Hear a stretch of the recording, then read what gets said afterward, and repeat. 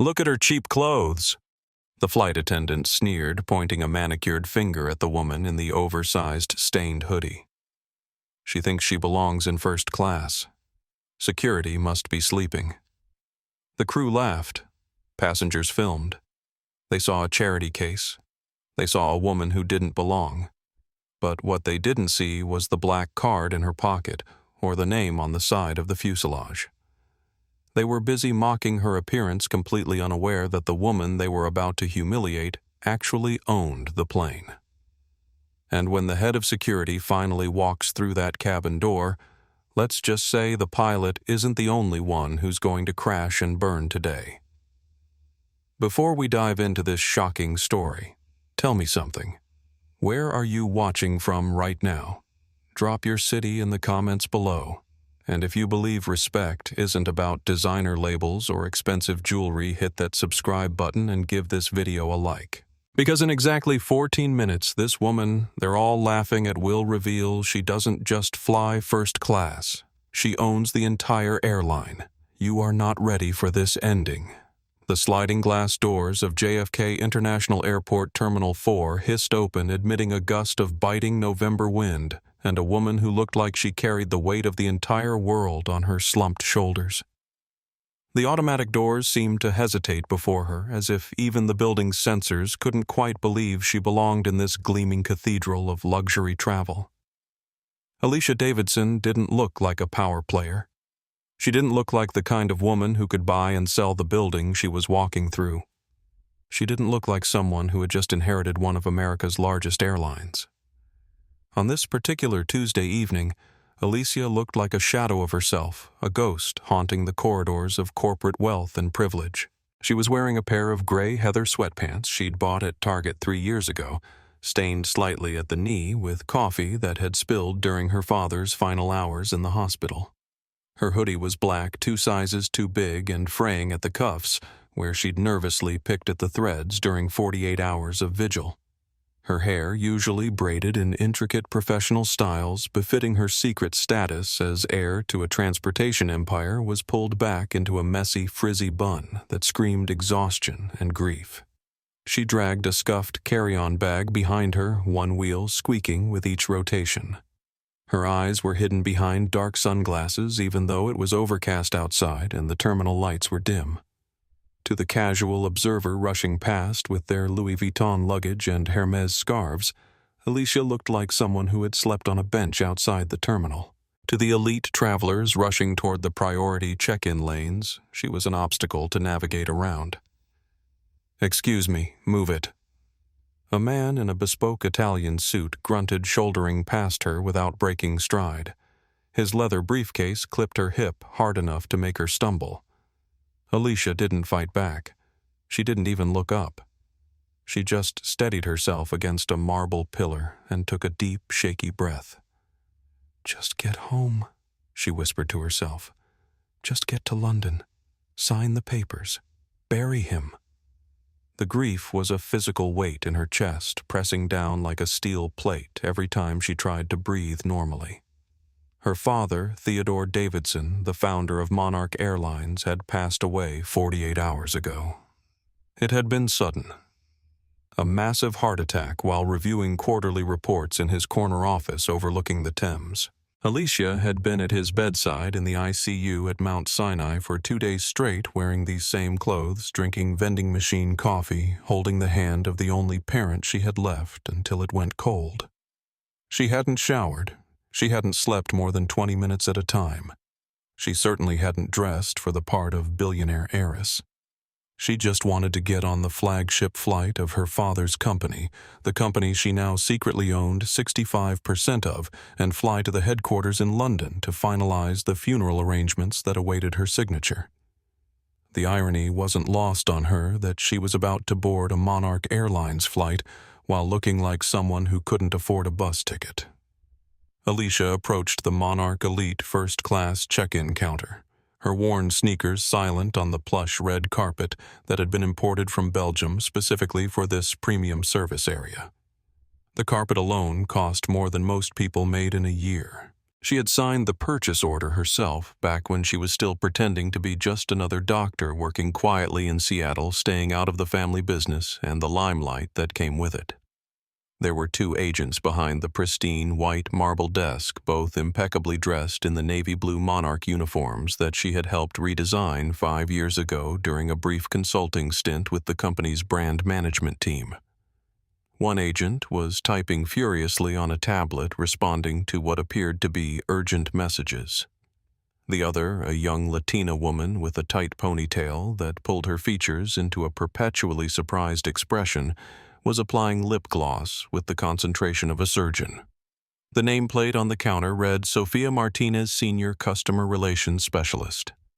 Sofia had worked for Monarch for 3 years, starting in economy check-in, and working her way up to this coveted position serving the airline's most valuable customers. She took pride in maintaining the exclusive atmosphere that first-class passengers expected. She had learned to spot the difference between old money and new money, between legitimate wealth and pretenders, between those who belonged in this rarefied air and those who were trying to fake their way in. Alicia stepped up to the counter, her movement barely registering in Sofia's peripheral vision. The agent finished applying her gloss, pressed her lips together with a soft smack, and then looked over Alicia's shoulder, scanning the area behind her for what she assumed was the real passenger approaching the counter. When Sofia's eyes finally lowered to meet Alicia's face, her perfectly sculpted eyebrows furrowed in confusion. Her expression shifted from professional politeness to barely concealed disdain as she took in the stained sweatpants, the oversized hoodie, the general air of someone who definitely did not belong in the first-class check-in area. "Ma'am Sophia," said her voice dripping with the kind of sweetly condescending tone typically reserved for lost children or confused elderly passengers. "The economy drop-off counter is located at the other end of the terminal near the food court. Row H. This area is exclusively for our elite members and first-class passengers." Alicia's voice, when she spoke, was barely above a whisper. The grief had taken most of her strength, leaving her words raspy from 2 days of crying and hardly any sleep. "I know where I am. I'm checking in for Flight 802 to London Heathrow." Sophia's confusion deepened. She glanced at her colleague, Brad Wilson, a 31-year-old man with perfectly pressed shirt cuffs and a tie that cost more than Alicia's entire outfit. Brad looked up from his tablet with the expression of someone who had just witnessed something mildly amusing but ultimately insignificant. "Flight 802. Sophia repeated as if the words didn't quite make sense coming from someone dressed like Alicia. "That's our flagship international route. The cheapest seat on that flight is $800, and that's if you book 6 months in advance." Alicia reached into her hoodie pocket and pulled out her passport, sliding it across the marble counter with trembling fingers. Her hands were shaking not from nervousness but from exhaustion and the emotional toll of the past 2 days. "My name is Alicia Davidson, Seat 1A. Sophia's laugh was sharp and quick like the bark of a small dog. She looked at Brad, then back at Alicia, her expression a mixture of disbelief and amusement. "Seat 1A. Honey, Seat 1A is our premier sky suite. It's $12,000 one way. That's more than most people make in a month." She picked up the passport as if it were contaminated with something unpleasant, holding it between 2 manicured fingers while she examined the cover. "Did you find this somewhere? Because if this is stolen, identification security takes that very seriously here." Alicia's patience, already stretched thin by grief and exhaustion, began to fray at the edges. But she had learned long ago that raising her voice or showing anger would only confirm whatever assumptions people had already made about her. "I purchased my ticket. Please check your computer." Sophia rolled her eyes in an exaggerated display of annoyance and typed Alicia's name into the reservation computer.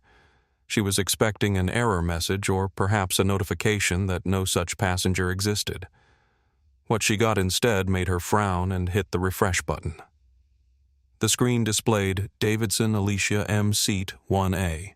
Status VIP. Do not upset. Special handling required. Contact corporate liaison for any issues. Sophia stared at the screen for a long moment, then hit refresh again. The same information appeared. She looked at Alicia's hoodie, then back at the screen, then at the passport in her hand. The pieces didn't fit together in her mind. "System glitch," she muttered to Brad, loud enough for Alicia to hear. "Has to be. Probably an employee standby ticket that got coded wrong in the computer. I've seen this before." She printed the boarding pass with obvious reluctance, but instead of handing it to Alicia with the warm smile that first-class passengers typically received, she slid it across the counter with 2 fingers, as if even brief contact might somehow transfer whatever misfortune had led to Alicia's current appearance. "Gate B12, Sophia said curtly. "Boarding begins in 20 minutes. And just so you know," she added, leaning forward conspiratorially, her voice dropping to a harsh whisper, "security does random verification checks at the gate. If you've somehow obtained this ticket fraudulently, or if this credit card was stolen, they will catch you before you get anywhere near that aircraft." Alicia took the boarding pass and passport, her movements deliberate and controlled despite the storm of emotions raging inside her chest. She wanted to scream. She wanted to explain that she didn't just own a seat on this plane, she owned the plane itself. She owned the terminal they were standing in. She owned the company that paid Sophia's salary. But she didn't have the energy. She just wanted to disappear into the privacy of the first-class suite and grieve for her father without an audience. "Thank you," Alicia whispered, turning away from the counter. As she walked away, pulling her squeaking suitcase behind her, she heard Sophia's voice behind her speaking to Brad in a tone that wasn't quite quiet enough to be private. "Trash. I don't know how people like that even get through security." The walk from the check-in counter to gate B12 felt like running a gauntlet. Alicia kept her head down and her sunglasses on, but she could feel the stares following her through the high-end terminal shopping area. Designer boutiques lined both sides of the corridor, their windows displaying handbags that cost more than most cars and jewelry that sparkled under carefully calibrated lighting. The other passengers moving through this section of Terminal 4 were dressed in a uniform of wealth cashmere coats, Italian leather shoes, watches that could fund a small business. They dragged Hermes luggage and spoke in the confident tones of people who had never been questioned about whether they belonged somewhere. Alicia was a gray smudge in a world of gold and platinum.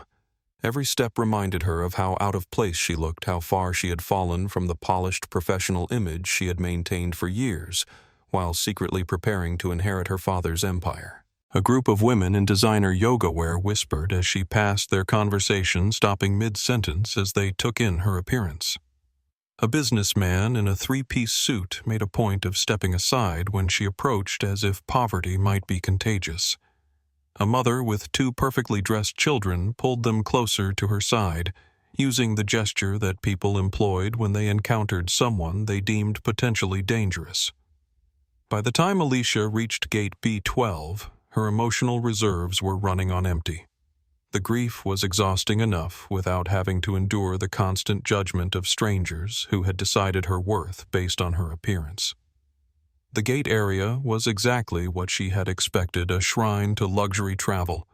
Leather seating arranged in intimate clusters, complimentary refreshment stations offering premium coffee and imported pastries, floor-to-ceiling windows overlooking the tarmac where the Monarch Airlines aircraft waited, its distinctive deep blue livery gleaming under the terminal lights. Boarding had already commenced when she arrived. The first-class lane was nearly empty, save for the gate agent and a member of the cabin crew who had come up from the aircraft to coordinate the boarding process. The gate agent was a young man named Kyle Roberts, 26 years old, with the kind of eager-to-please demeanor that suggested he was still relatively new to this position. His uniform was immaculate. His smile practiced his movements efficient as he scanned boarding passes and directed passengers down the jet bridge. The flight attendant standing beside him was a different story entirely. Tiffany Parker was 34 years old and the picture of corporate perfection. The Monarch Airlines uniform, a navy blue pencil skirt, crisp white blouse, and silk red scarf tied precisely at the neck, fit her flawlessly as if it had been designed specifically for her body. Her blonde hair was styled in a chignon so tight it seemed to pull her eyes back, giving her face a perpetually alert, predatory expression. Tiffany was currently laughing at something Kyle had said, her voice carrying the easy confidence of someone who had never questioned her place in the hierarchy of air travel. She had been with Monarch for 8 years, working her way up from domestic economy flights to this prestigious international first-class route. She took pride in maintaining what she called cabin standards, which meant ensuring that first-class passengers received the exclusive experience they had paid for. As Alicia approached the boarding lane, Tiffany's conversation with Kyle stopped mid-sentence. Her eyes locked onto Alicia like a security computer that had detected an intruder. Without hesitation, she stepped directly into Alicia's path, her hand raised in the universal gesture of authority. "Excuse me," Tiffany said, her voice carrying the kind of false politeness that barely concealed contempt. "Economy boarding hasn't been called yet. You'll need to wait in the general seating area until Group 5 is announced." Alicia stopped fatigue, making her movement slow and deliberate. She looked at Tiffany's name tag. Tiffany Parker, Senior Purser. The title meant she was in charge of the entire cabin crew for this flight. "I'm not in Group 5, Alicia said, holding out her boarding pass. The paper trembled slightly in her grip, betraying the exhaustion she was trying to hide. "I'm in first class." Tiffany didn't take the boarding pass. Instead, she looked Alicia up and down with the critical eye of someone appraising livestock at auction. Her gaze lingered on the coffee stain on the sweatpants, the frayed cuffs of the hoodie, the scuffed sneakers that had seen better days. A smirk played at the corners of Tiffany's perfectly painted red lips. When she spoke, her voice was deliberately loud enough to carry to the business-class passengers who were beginning to line up behind them. "Let me guess," Tiffany said, her tone dripping with mock sympathy. "You received an upgrade notification, or perhaps you're traveling as someone's domestic employee." The words hit Alicia like physical blows. She had endured whispered comments and sideways glances throughout her journey to the gate. But this was the first time someone had openly challenged her right to be there. "I am a passenger," Alicia stated, her voice gaining strength despite her exhaustion. "Please move aside so I can board." "Don't take that tone with me." Tiffany snapped her customer service mask, slipping. "I am responsible for the safety and atmosphere of the first-class cabin. Our guests pay thousands of dollars for exclusivity and a premium experience. They don't pay to sit next to whatever this is." She gestured vaguely at Alicia's entire existence, as if the words to describe what she saw were too distasteful to speak aloud. Tiffany barked at the gate agent. "Check her pass thoroughly. Check for fraud." Kyle, looking nervous, took the pass from Alicia. He scanned it. The machine beeped green. It says she's valid, Tiffany." Kyle stammered. "Seat 1A. Tiffany snatched the pass from Kyle's hand. She stared at it. "Alicia Davidson," she read. The name meant nothing to her. Monarch Air was a massive conglomerate. The employees knew the CEO, Theodore Davidson, but few knew his estranged daughter, who had spent the last 10 years working as a quiet doctor in Seattle, staying out of the limelight. "Davidson," Tiffany scoffed. "Probably a common name. Look, I don't know how you hacked the computer or who you convinced to give you this ticket, but I'm watching you." She thrust the ticket back at Alicia, the paper tearing slightly at one corner. As the confrontation at the boarding gate escalated, other passengers began to take notice. What had started as a routine boarding process was turning into something that demanded attention, and in the age of smartphones and social media, attention meant documentation.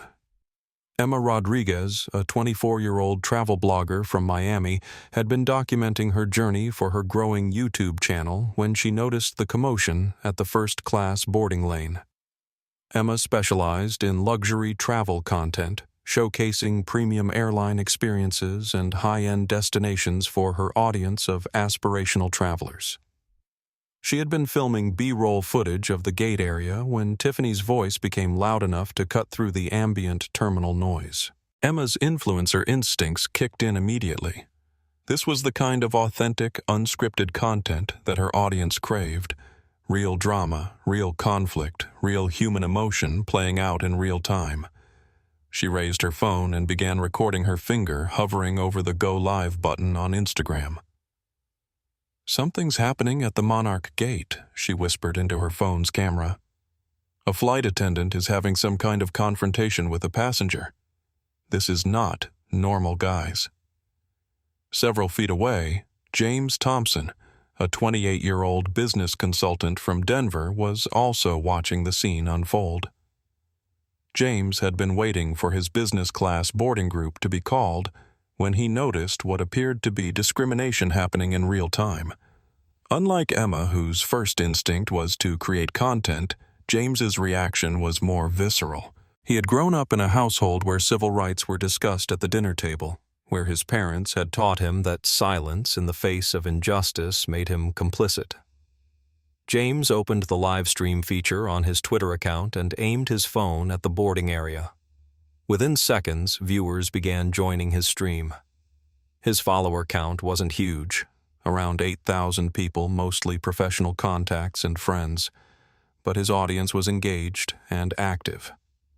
"I'm watching what appears to be racial profiling happening at JFK. Right now," he said into his phone, his voice tight with anger. "A Monarch Airlines employee is preventing a black woman from boarding a flight she clearly has a ticket for." David Kim, a 35-year-old technology executive from San Francisco, wasn't filming anything, but he was listening, and what he heard made his stomach turn.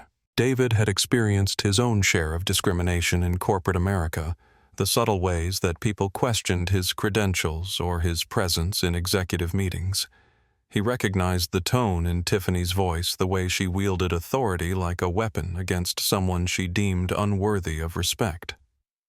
As the confrontation continued, other passengers began choosing sides.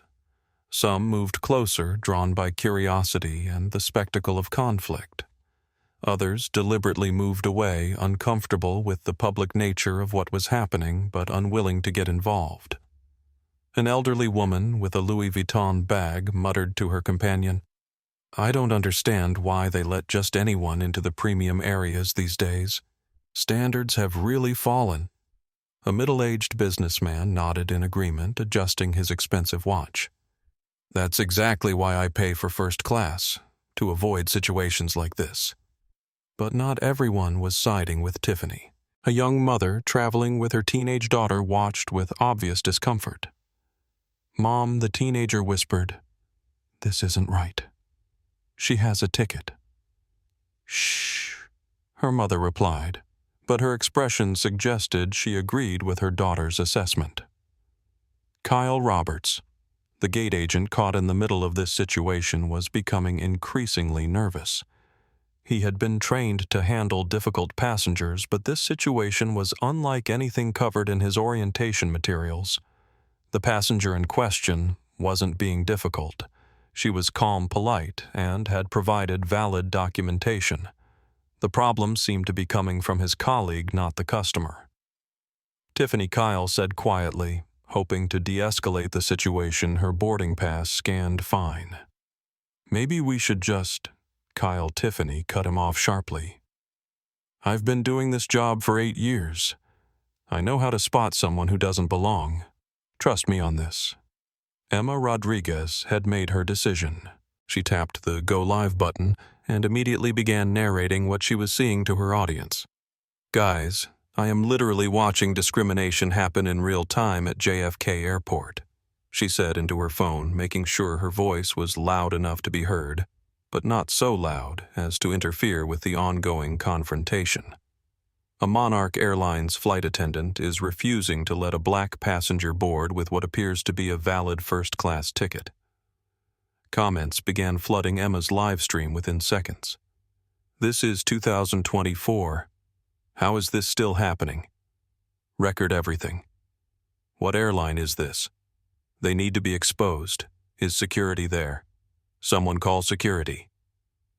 James Thompson's live stream was gaining viewers even faster. His corporate network was sharing the stream, and his follower count was climbing in real time as people tuned in to witness what was happening. "The passenger has shown her boarding pass multiple times," James narrated to his audience. "It's been scanned and verified as valid, but the flight attendant continues to block her from boarding based on, well, you can see for yourself what this is based on." David Kim finally decided he couldn't remain silent. He approached the boarding area, his expression grim but determined. "Excuse me," he said to Tiffany, his voice calm but firm. "I couldn't help but notice this situation." "Is there a problem with this passenger's documentation?" Tiffany turned to David with barely concealed irritation. "Sir, this doesn't concern you. Please return to the waiting area." "Actually, it does concern me," David replied. "I'm a passenger on this flight, and I'm watching what appears to be discriminatory treatment of another passenger. If there's a legitimate security concern, perhaps you could explain what it is?" Tiffany's face flushed slightly. She wasn't used to having her authority questioned, especially not in front of other passengers, and especially not when those passengers were filming the interaction. "Security concerns are not discussed publicly," she said, falling back on corporate policy. "If you continue to interfere with airline operations, I'll have to ask security to escort you from the gate as well." The threat backfired. Instead of intimidating David into silence, it only confirmed his suspicions about what was really happening. And it provided perfect content for the growing number of people who were now watching this interaction unfold on social media. Emma's livestream viewer count had climbed to over 3,000 people. James's Twitter stream was being shared and reshared across platforms, and in the background, other passengers continued to document the scene with their own phones, creating multiple angles and perspectives of what was quickly becoming a public relations disaster for Monarch Airlines. But Alicia Davidson, standing at the center of this growing storm, remained quiet. She clutched her boarding pass and waited, drawing on reserves of patience that were nearly depleted, but not quite gone. She had learned long ago that sometimes the most powerful response to injustice was simply refusing to disappear. The situation might have continued to escalate indefinitely, if not for the arrival of another Monarch Airlines employee from the aircraft itself. Miguel Santos, a 26-year-old junior flight attendant, emerged from the jet bridge, looking harried and slightly out of breath. Miguel had been sent by the cabin crew to check on the boarding delay. Passengers who had already boarded were asking questions about when departure might commence, and the pilots were getting impatient about the schedule. Tiffany Miguel called as he approached the gate area. "We're running behind schedule. The captain wants to know what's causing the delay in first-class boarding." Tiffany turned to Miguel with obvious relief. Here was someone who would understand the situation, someone who would support her decision to maintain cabin standards. "We have a passenger with questionable documentation," she said, gesturing toward Alicia. "I'm conducting a thorough verification before allowing boarding." Miguel looked at Alicia, taking in her appearance with the same critical eye that Tiffany had employed. His expression immediately shifted to one of understanding and agreement. "I see," Miguel said, nodding sagely. "Well, we certainly can't compromise the first-class experience for our legitimate passengers." The use of the word legitimate sent a ripple of reaction through the growing crowd of onlookers. Emma's livestream comments exploded with outrage. James's Twitter followers were already screenshotting the conversation and sharing it across multiple platforms. David Kim stepped forward again. "Excuse me, but I heard her boarding pass scanned successfully." "On what basis are you determining that she's not a legitimate passenger?" Miguel, emboldened by having an ally in Tiffany, decided to be more direct than his senior colleague had been. "Sir, I think it's obvious to everyone here that this passenger doesn't fit the profile of our typical first-class clientele," he said, his voice carrying the confidence of someone who believed he was stating an undeniable truth. The words hung in the air like a confession. Miguel had said out loud what Tiffany had been implying through her actions. He had made explicit the assumptions that had been driving this entire confrontation. The reaction was immediate and explosive. Emma's livestream viewers began flooding the chat with demands for the airline's contact information. James's followers started organizing to share the video across every social media platform available. Even passengers who hadn't been paying attention before were now fully engaged, pulling out their own phones to capture what had become an undeniable example of discrimination caught on camera. Alicia, still standing quietly in the boarding lane, felt something shift inside her chest. The grief was still there, still weighing her down like a physical burden. But alongside it, a familiar flame was beginning to kindle. It was the same fire that had driven her father to build an airline empire from nothing. The same determination that had pushed her through medical school and residency despite the obstacles placed in her path. For the first time since arriving at the airport, Alicia Davidson began to remember exactly who she was. The gathering crowd had created an amphitheater of judgment around the boarding gate. What had started as a simple passenger verification had morphed into something much larger and more dangerous. A public spectacle that was being broadcast live to thousands of viewers across multiple social media platforms. Tiffany Parker, sensing that the situation was spiraling beyond her control, decided to double down on her authority. In her mind, backing down now would be seen as weakness, both by the passengers watching and by her junior colleague Miguel, who was looking to her for leadership. "Ma'am Tiffany," said to Alicia, her voice taking on the tone of someone addressing a child who had been caught misbehaving.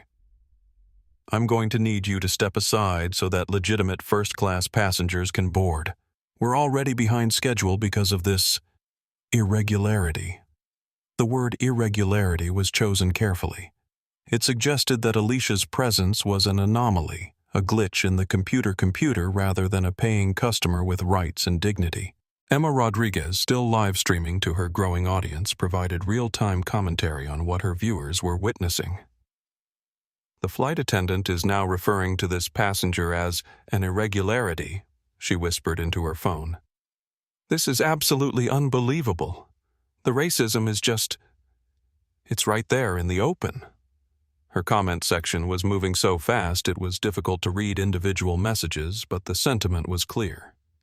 Viewers were outraged, sharing the stream, tagging news outlets and civil rights organizations. The hashtag Monarch Shame had begun to emerge organically, with users across multiple platforms picking it up and amplifying the story. James Thompson's live stream had attracted the attention of several prominent civil rights activists who had begun sharing his feed with their own substantial followings. The viewer count on his stream had climbed past 5,000 and showed no signs of slowing down. "What we're seeing here," James said to his audience, trying to maintain journalistic objectivity, while his anger simmered beneath the surface, is a textbook example of how implicit bias becomes explicit discrimination. This passenger has done nothing wrong, violated no policies, and presented valid documentation. The only irregularity here appears to be the color of her skin. David Kim had positioned himself strategically between Tiffany and Alicia, not quite inserting himself into the confrontation, but making it clear that he was witnessing and documenting everything that happened. "I'm sorry," David said to Tiffany, his voice carrying the authority of someone accustomed to corporate boardrooms, "but I need to understand what specific policy this passenger has violated, because from where I'm standing it looks like she's being denied boarding based solely on her appearance." Tiffany's face was beginning to flush red, a combination of embarrassment and anger at having her authority questioned so publicly. She was used to passengers accepting her judgment without question, especially when it came to maintaining what she considered appropriate standards for the premium cabin. "Sir, I've already explained that passenger verification procedures are confidential," she said, her voice rising slightly. "If you continue to interfere with airline operations, I will be forced to call security." But the threat no longer carried the weight it had earlier. Too many people were watching, too many phones were recording, and too many witnesses were ready to testify about what they had observed. Miguel Santos, perhaps sensing that his earlier comment had been too explicit, tried a different approach. "Look," he said, addressing the growing crowd rather than Alicia directly.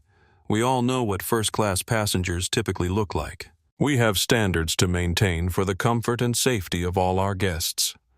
If Miguel thought this explanation would diffuse the situation, He was catastrophically wrong. By attempting to normalize discrimination as standards, he had provided even more damning evidence of the bias driving their actions. Kyle Roberts, the gate agent, who had been caught in the middle of this escalating confrontation, finally found his voice. "Tiffany," he said quietly, "maybe we should contact a supervisor. This situation is getting out of hand." "No," Tiffany snapped. "I am the supervisor for this flight. I make the decisions about passenger suitability, and I've made my decision." Alicia, who had remained silent through most of this exchange, finally spoke. Her voice was quiet, but it carried clearly through the gate area. "What decision is that?" she asked. The question was simple, direct, and devastating. Because Tiffany couldn't answer it honestly without admitting to discrimination, and she couldn't provide a legitimate reason because none existed. "The decision," Tiffany said, scrambling for an explanation that would sound official to verify your identity and payment method before allowing you to access a $12,000 seat. "My identity has been verified," Alicia replied calmly. "My boarding pass has been scanned and confirmed as valid. What additional verification do you require?" The question hung in the air like a challenge.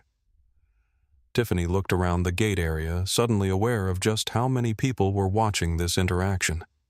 Phone cameras were pointed at her from multiple angles. The live stream comments were becoming increasingly hostile toward her and the airline. But instead of de-escalating, Tiffany made the decision that would ultimately cost her everything. "Fine," she said, her voice loud enough to carry throughout the gate area. "If you want to play this game, we'll play it properly. Miguel, call airport security. Tell them we have a passenger with suspicious documentation attempting to board with what may be a fraudulent ticket." The words were barely out of her mouth before the crowd erupted in disbelief. Even passengers who hadn't been paying close attention were now fully engaged, understanding that they were witnessing something extraordinary. Emma's live stream exploded with viewers. Her follower count was climbing in real time as people shared the stream across platforms. Did you hear that she said into her camera, her voice shaking with indignation? She just called security on a passenger with a valid ticket. This is insane. James Thompson's stream had attracted the attention of major news outlets. CNN, MSNBC, and Fox News producers were already in the comments section asking for permission to use his footage. But perhaps most importantly, David Kim made a decision that would ensure this incident didn't disappear into corporate damage control. He pulled up the phone number for Monarch Airlines corporate headquarters and placed a call to their media relations department. "Yes," he said. "When the call was answered, I'm calling to report a discrimination incident involving your employees at JFK Airport. You're going to want to get someone down here immediately because this is being live streamed to thousands of people and it's about to become a major problem for your company."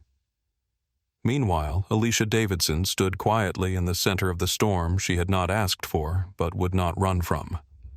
In her pocket, her phone buzzed with an incoming call. She looked at the screen and saw the name that made her heart skip: Samantha Torres, her executive assistant and the one person outside the legal team who knew about her inheritance. Alicia looked around at the cameras, the crowd, the airline employees who had just called security to have her arrested. She thought about her father, about the values he had tried to instill in his company, about the legacy he would have wanted her to protect. She answered the call.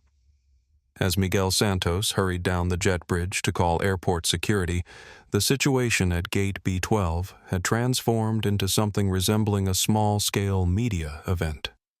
Passengers who were supposed to be boarding the aircraft were instead gathering around to witness what many of them recognized as a potential civil rights incident unfolding in real time. Ashley Ford, a 31-year-old economy cabin flight attendant, had come up from the aircraft to check on the boarding delay when she encountered Miguel rushing past her toward the gate's administrative office. "Miguel, what's going on?"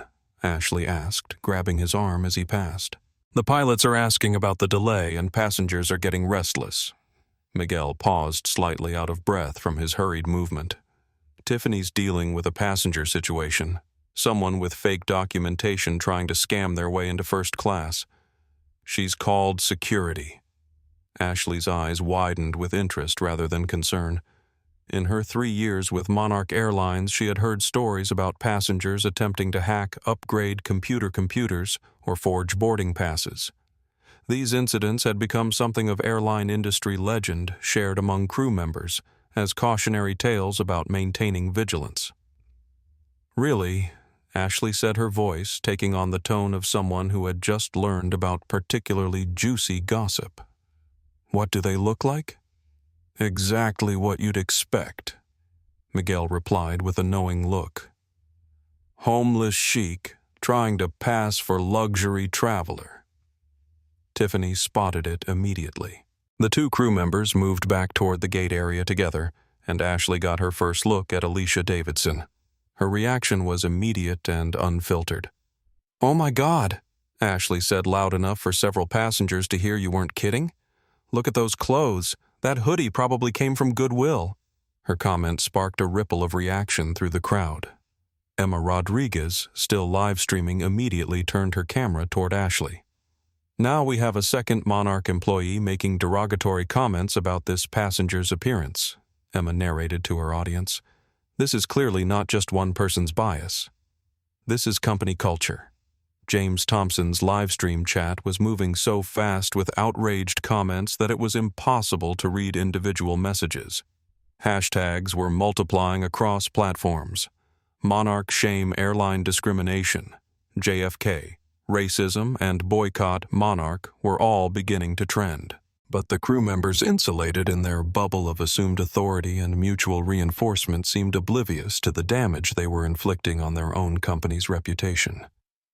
Ashley approached Tiffany with the confidence of someone joining what she assumed was a righteous cause. "Tiffany, Miguel told me about the situation. Do you need backup with this person?" The way Ashley said person, with a slight pause that suggested she had considered using a different word, sent another wave of anger through the observing crowd. Tiffany, feeling emboldened by having additional crew support, decided to make her position even clearer. "Ashley, thank you. Yes, we need to maintain standards. Our first-class passengers pay premium prices for a premium experience, and that includes the assurance that everyone in that cabin belongs there." David Kim, who had been quietly observing while simultaneously communicating with his corporate contacts and social media followers, finally reached his breaking point. "Belongs there," David repeated, his voice cutting through the ambient noise of the gate area. "Based on what criteria? What exactly determines who belongs in first class, besides having a valid ticket and paying the fare?" His question was directed at Tiffany, but it carried throughout the gate area, reaching the ears of dozens of passengers who were beginning to understand that they were witnessing something historic, a real-time documentation of institutional racism in action. Tiffany, Ashley, and Miguel exchanged glances. They had been operating under assumptions that felt natural and justified to them, but David's direct question forced them to articulate criteria they had never had to defend publicly. "It's about maintaining appropriate atmosphere," Ashley said, stepping forward to support her colleague. "Our first-class cabin attracts business executives, diplomats, celebrities, people with a certain level of sophistication." Sophistication. David repeated the word as if it tasted bitter. "And you determine sophistication. How? By looking at someone's clothing. By making assumptions about their income based on their appearance." Emma's livestream audience had grown to over 8,000 viewers. Her comment section was a constant stream of outrage support for the passenger being discriminated against and demands for accountability from Monarch Airlines. "This is absolutely surreal," Emma narrated to her camera. 3 airline employees are now openly admitting that they profile passengers based on appearance and deny service based on their subjective assessment of who belongs in premium seating. Meanwhile, Alicia Davidson remained on her phone call with Samantha Torres. Her voice was quiet, but those close enough to hear could make out fragments of her conversation. "Yes, Sam, it's happening now.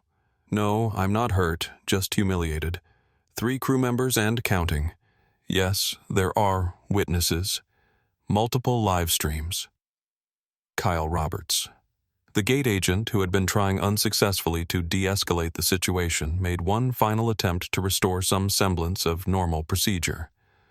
"Look," he said, addressing his colleagues more than the crowd, her boarding pass scanned correctly. "The computer shows her as a valid passenger. Maybe we should just let her board and sort out any issues with corporate later." But Tiffany was too committed to her position to back down now. In her mind, yielding would be seen as weakness and would undermine her authority for future incidents. "Kyle, this is exactly how scammers operate," she said, speaking loudly enough to ensure her words carried to the assembled crowd. "They hack computers, they forge documents, they count on gate agents being too intimidated to enforce standards. Well, not on my watch." The word intimidated was a poor choice. It suggested that treating passengers with dignity and respect was somehow a sign of weakness rather than basic professionalism. James Thompson's live stream had attracted the attention of several prominent civil rights lawyers who were now actively commenting and sharing the feed. One comment that caught particular attention read, "This is textbook discrimination. Every word they're saying is going to be evidence in the inevitable lawsuit." As if summoned by that comment, 2 airport security officers finally arrived at Gate B12. They were both middle-aged men with the tired expressions of people who had dealt with countless passenger disputes over the years. Their name tags read, Officer Martinez and Officer Johnson. "We got a call about suspicious documentation," Officer Martinez said, looking around the gate area with confusion. The scene he encountered, dozens of passengers with phones out, multiple live streams running 3 airline employees clustered around one passenger, was unlike the typical boarding gate disturbance he was accustomed to handling. Tiffany immediately stepped forward, relief evident in her voice. "Officers, thank you for responding so quickly. We have a passenger with questionable documentation attempting to board with what we believe may be a fraudulent first-class ticket." Officer Martinez looked at Alicia, then at the boarding pass in her hand, then at the crowd of passengers who were obviously treating this as something more significant than a routine security matter. "Ma'am," he said to Alicia, his voice professional but cautious, "may I see your identification and boarding documents?" Alicia handed over her passport and boarding pass without comment. Officer Martinez examined both documents carefully, comparing the photo to Alicia's face and checking the boarding pass against some kind of verification app on his phone. After a moment, he looked up with a puzzled expression. "These documents appear to be completely legitimate. The passport is valid. The boarding pass matches our airline database, and there are no fraud indicators." Tiffany's confidence wavered for just a moment before she rallied. "The documents might be authentic, but that doesn't mean they were obtained legitimately. We believe this passenger may have used stolen credit card information to purchase the ticket." Officer Johnson, who had been quietly observing the crowd and the multiple cameras documenting the interaction, stepped forward. "Ma'am," he said to Tiffany, "do you have any specific evidence of credit card fraud, or are you basing this accusation on other factors?" The question was pointed and professional, but it put Tiffany in an impossible position. She couldn't admit that her suspicions were based entirely on Alicia's appearance without explicitly acknowledging discrimination. "It's based on experience," Tiffany said, trying to sound authoritative. "After 8 years in this industry, you develop an instinct for these situations."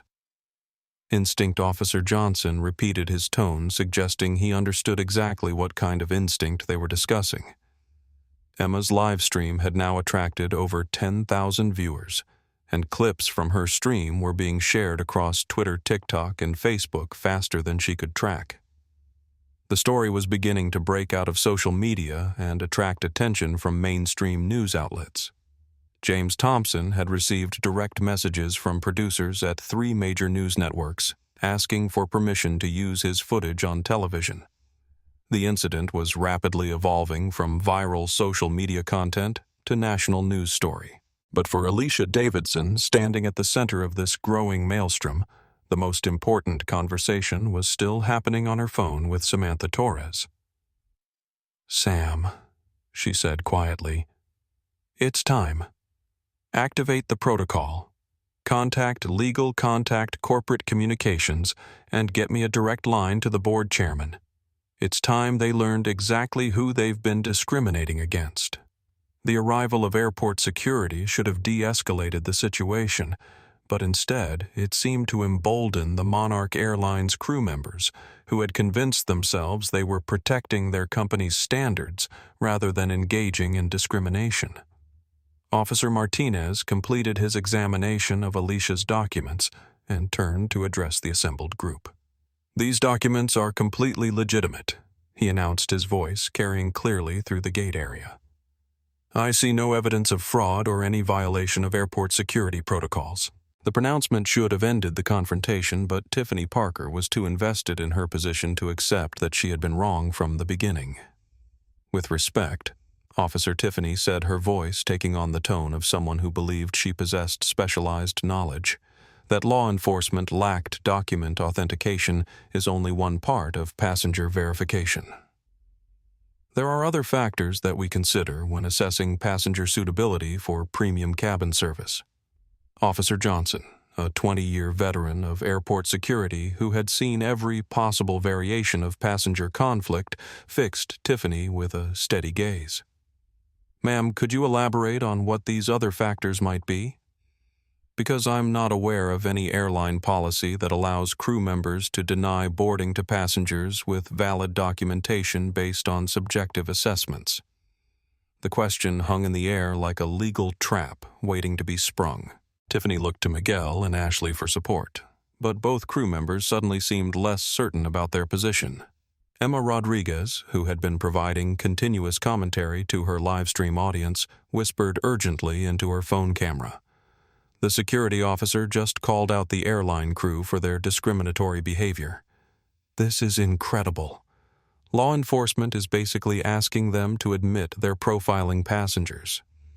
Her viewer count had climbed past 12,000, and the story was spreading across platforms at viral speed. The hashtag #MonarchShame was now trending nationally, with users sharing clips from multiple live streams and demanding accountability from the airline. James Thompson's stream had attracted attention from major news outlets, and he was fielding direct messages from CNN, ABC, and NBC requesting permission to use his footage. The incident was rapidly transitioning from social media story to national news event. But the most significant development was happening away from the public eye. David Kim's call to Monarch Airlines corporate headquarters had triggered an emergency response protocol. In the company's crisis management center, executives were watching multiple live streams simultaneously while fielding calls from media outlets and monitoring the explosive growth of negative hashtags across social platforms. At Gate B12, the situation took another turn when Captain Robert Hendricks emerged from the aircraft. At 52 years old, Captain Hendricks was a 25-year veteran of commercial aviation who had built his reputation on maintaining strict operational standards and zero tolerance for passenger disruptions. He had been summoned from the cockpit by Miguel Santos, who had painted the situation as a passenger attempting to board with fraudulent documentation. Captain Hendricks approached the gate area expecting to find a typical boarding irregularity that would require brief crew intervention. Instead, he encountered a scene that looked more like a press conference than a passenger boarding process. Dozens of people with phones out, multiple live streams running, airport security officers looking uncomfortable, and his crew members clustered defensively around one passenger. "What exactly is happening here?" Captain Hendricks asked, his voice carrying the authority of someone accustomed to being obeyed without question. Tiffany immediately stepped forward, relief evident in her expression. In her mind, the captain's arrival would resolve the situation in her favor and validate her decision to prevent boarding. "Captain, we have a passenger with suspicious documentation attempting to board first class. Despite our efforts to verify her credentials, she continues to insist on accessing the premium cabin." Captain Hendricks looked at Alicia for the first time, taking in her appearance with the same critical assessment that his crew members had employed. His expression hardened as he processed what he saw. "I see," he said, his tone suggesting that he did indeed see exactly what his crew members wanted him to see. And what makes her documentation suspicious? The question was directed at Tiffany, but Officer Martinez answered instead. Sir, I've examined all of her documents thoroughly. Her passport is valid, her boarding pass matches your airline's database, and there are no indicators of fraud or forgery. From a security standpoint, there are no issues with this passenger. Captain Hendricks' expression darkened. He was accustomed to having security officers support crew decisions, not contradict them in front of passengers. Officer, I appreciate your assessment, but airline crew members have broader authority to make determinations about passenger suitability beyond simple document verification. The statement sent a ripple of reaction through the crowd of witnesses. Emma's live stream exploded with comments as viewers reacted to what appeared to be the captain openly endorsing discriminatory passenger screening. David Kim, who had been coordinating with corporate contacts throughout the incident, stepped forward again. Captain, could you specify what authority allows airline crew to deny boarding to passengers with valid documentation based on subjective assessments of suitability? It was the same type of direct, legally focused question that had trapped Tiffany earlier, but Captain Hendricks had decades of experience handling challenges to his authority. Sir, federal aviation regulations grant flight crew broad discretion to ensure flight safety and maintain cabin order. If my crew determines that a passenger may disrupt the cabin environment, I have the authority to deny boarding. And what behavior has this passenger exhibited that suggests she might disrupt the cabin environment? David pressed. Captain Hendricks looked at Alicia again, then at the crowd of passengers documenting the interaction, then back at David. The disruption, he said carefully, appears to be happening right here at the gate. This passenger's insistence on boarding despite legitimate crew concerns has created a disturbance that is delaying departure for all our passengers. It was a clever deflection that attempted to blame Alicia for the situation that had been created entirely by his crew's discriminatory behavior. But the dozens of witnesses who had observed the entire interaction from the beginning weren't fooled. That's complete nonsense, someone called out from the crowd. She hasn't done anything except stand there quietly while your crew harassed her. Captain Hendricks turned toward the voice with the expression of someone who was used to deference and respect, not public contradiction. Sir, I'm going to ask you to watch your language and step back. This is an operational matter that doesn't concern other passengers. But James Thompson, still live streaming to his growing audience, refused to be intimidated. Actually, Captain, this concerns all of us. We're watching your crew discriminate against a passenger based on her appearance, and now you're endorsing that discrimination. This is absolutely our concern as human beings. The live stream comments were moving too fast to read, but the sentiment was clear. Viewers were outraged, not just at the initial discrimination, but at the way it was being compounded by each additional crew member who arrived to support rather than correct the situation. Emma Rodriguez had received messages from several major news outlets requesting interviews. The story was breaking nationally, and she was becoming one of the primary sources of documentation. I've been travel blogging for 3 years, she said to her camera, and I have never seen anything like this. This is open, unapologetic discrimination being defended by the captain himself. Meanwhile, Alicia Davidson continued her quiet conversation with Samantha Torres. Her voice was calm, but those close enough to hear could detect an undercurrent of steel that hadn't been present earlier. Sam, is the legal team ready? Good. What about corporate communications? Excellent. And the board? Perfect. Tell them we're implementing Option 7 effective immediately. Captain Hendricks, who had been focused on the crowd of passengers and hadn't been paying attention to Alicia's phone conversation, made the decision that would ultimately end his career. Ma'am, he said to Alicia, his voice carrying the full weight of his authority. I'm going to have to ask you to step aside and allow legitimate passengers to board. If you continue to disrupt our boarding process, I will have no choice but to request that security escort you from the gate area. The threat was delivered in the tone of an ultimatum. In Captain Hendrick's experience, passengers who were challenged by crew authority typically backed down rather than risk being banned from air travel. But Alicia Davidson was not a typical passenger. She looked up from her phone for the first time since the captain's arrival, meeting his gaze directly. "Captain," she said quietly, "I think you should be very careful about your next decision." There was something in her voice, a calm certainty that didn't match her disheveled appearance, that gave Captain Hendricks pause. But he had committed himself to a course of action in front of dozens of witnesses and multiple live streams. In his mind, backing down now would undermine his authority permanently. "Ma'am, I've made my decision. You have 2 minutes to gather your belongings and leave the gate area voluntarily, or security will escort you out." Emma's live stream audience watched in real time as a commercial airline captain threatened to have a passenger arrested for the crime of holding a valid boarding pass while being black. James Thompson's followers were screenshotting and sharing key moments from the live stream, creating a permanent record of each escalating moment of discrimination. And in Monarch Airlines' corporate crisis center, executives watched their company's reputation implode in real time while frantically trying to establish contact with their crew at JFK.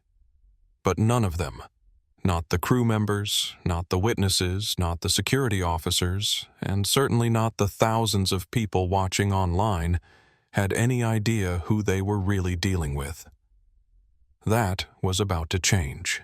While the confrontation at Gate B12 continued to escalate in the physical world, a parallel drama was unfolding across social media platforms that would ultimately prove more consequential than anything happening at JFK Airport. Isabella Rose, a 23-year-old lifestyle influencer with 200,000 TikTok followers, had been waiting for her business class boarding group when she noticed the commotion in the first-class lane. Isabella had built her social media brand on aspirational luxury content, designer fashion hauls, first-class flight reviews, and behind-the-scenes glimpses of what she called rich girl aesthetic. When she saw Alicia Davidson being questioned by airline crew, Isabella's first instinct wasn't sympathy or concern. It was content opportunity. Isabella discreetly positioned herself to get a good angle and began filming what she perceived as a perfect example of people who try too hard for her TikTok audience. Her followers loved content that reinforced social hierarchies and mocked people who didn't understand their proper place in luxury environments. "OMG, guys," Isabella whispered into her phone camera, making sure her voice was quiet enough not to interfere with the ongoing confrontation, but loud enough for her microphone to pick up clearly. "You are not going to believe what I'm witnessing right now at JFK." She turned her camera toward Alicia, zooming in on the stained sweatpants and oversized hoodie. "Someone is literally trying to sneak into first class wearing what looks like they slept in it for a week. The crew is totally onto them, and it's about to get so awkward." Isabella's video began attracting views immediately. Her audience was primed for this type of content, pseudo-voyeuristic glimpses of social missteps that made them feel superior and validated their own status consciousness. Within minutes, her video had gained several hundred likes and dozens of comments. The second-hand embarrassment is real. Why do people think they can just fake their way into luxury? Security needs to get involved before she causes more drama. This is why I only fly private now. But Isabella's content was about to collide with the more serious documentation being provided by Emma Rodriguez and James Thompson, creating a social media perfect storm that would expose not just Monarch Airlines' discriminatory practices, but the broader cultural attitudes that enabled and celebrated such discrimination. Emma's travel blog audience was very different from Isabella's lifestyle followers. Emma's viewers were diverse, internationally minded travelers who were drawn to her authentic reviews and cultural commentary. When Emma's livestream began documenting what was clearly racial profiling, her audience responded with outrage and demands for accountability. The comment section of Emma's stream had become a real-time organizing space. Someone needs to get Monarch's corporate number and flood their phones. This needs to be sent to every news outlet immediately. That captain just admitted to discrimination on camera. Where is the NAACP? Someone tag them. Meanwhile, James Thompson's corporate network was amplifying the story through professional channels. His Twitter followers included journalists, lawyers, civil rights activists, and business leaders who understood the legal and reputational implications of what they were witnessing. James had started using specific hashtags that were designed to attract attention from news organizations and civil rights groups. Airline discrimination, corporate racism, JFK incident, and Monarch shame were all gaining traction across multiple platforms. The intersection of these different social media ecosystems created an explosive viral effect. Isabella's mocking content was being discovered by Emma and James's audiences, who responded with fury at her celebration of discrimination. Isabella's video was being screen recorded and reshared with commentary that exposed the callousness of her perspective. This influencer is literally celebrating racism. One viral tweet read alongside a screen recording of Isabella's video. She thinks it's funny that a black woman is being humiliated by airline crew. Isabella, monitoring her notifications, began to realize that her content was being shared in ways she hadn't intended. Her mentions were filling with angry responses from people who had seen her video through Emma's and James's networks. But instead of recognizing that she had misjudged the situation, Isabella doubled down. She created a follow-up video that would ultimately destroy her social media career. "Guys, some of you are taking this way too seriously," she said into her camera, speaking from the bathroom where she had retreated to avoid the growing crowd at the gate. "It's not about race, okay? It's about standards. First class is expensive for a reason. It's supposed to be exclusive. If you can't dress the part, maybe you don't belong there." The follow-up video was immediately screen recorded and shared across platforms. Within hours, Isabella Rose had become the face of privilege and discrimination, her words providing a perfect example of how wealthy young people justified and perpetuated exclusionary practices. Major Twitter accounts began sharing her videos with scathing commentary. This is what privilege looks like, celebrating discrimination and calling it standards. Imagine being so entitled that you think clothing determines human worth. She really said, "Dress the part," and thought she was making a valid point. Back at Gate B12, the social media explosion was beginning to impact the real-world situation.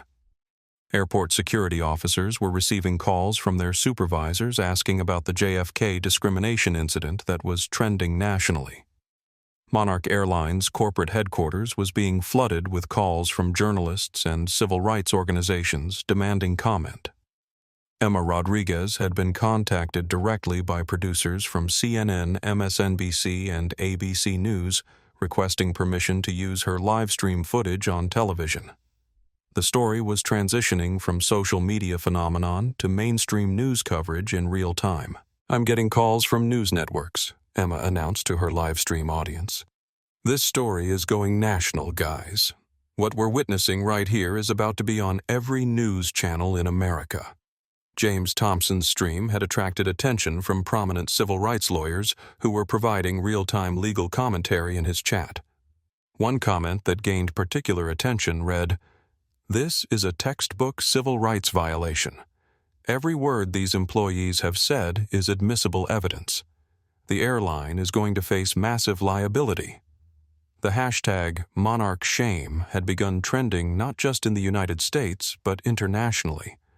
Social media users in the UK, where Monarch Airlines was headquartered, were expressing outrage and calling for boycotts. Meanwhile, Isabella Rose's follower count was beginning to drop as users discovered her discriminatory content. Brands that had previously worked with her began quietly removing her from campaign rosters. Her attempt to capitalize on someone else's humiliation was backfiring catastrophically. But the most significant development was happening behind the scenes.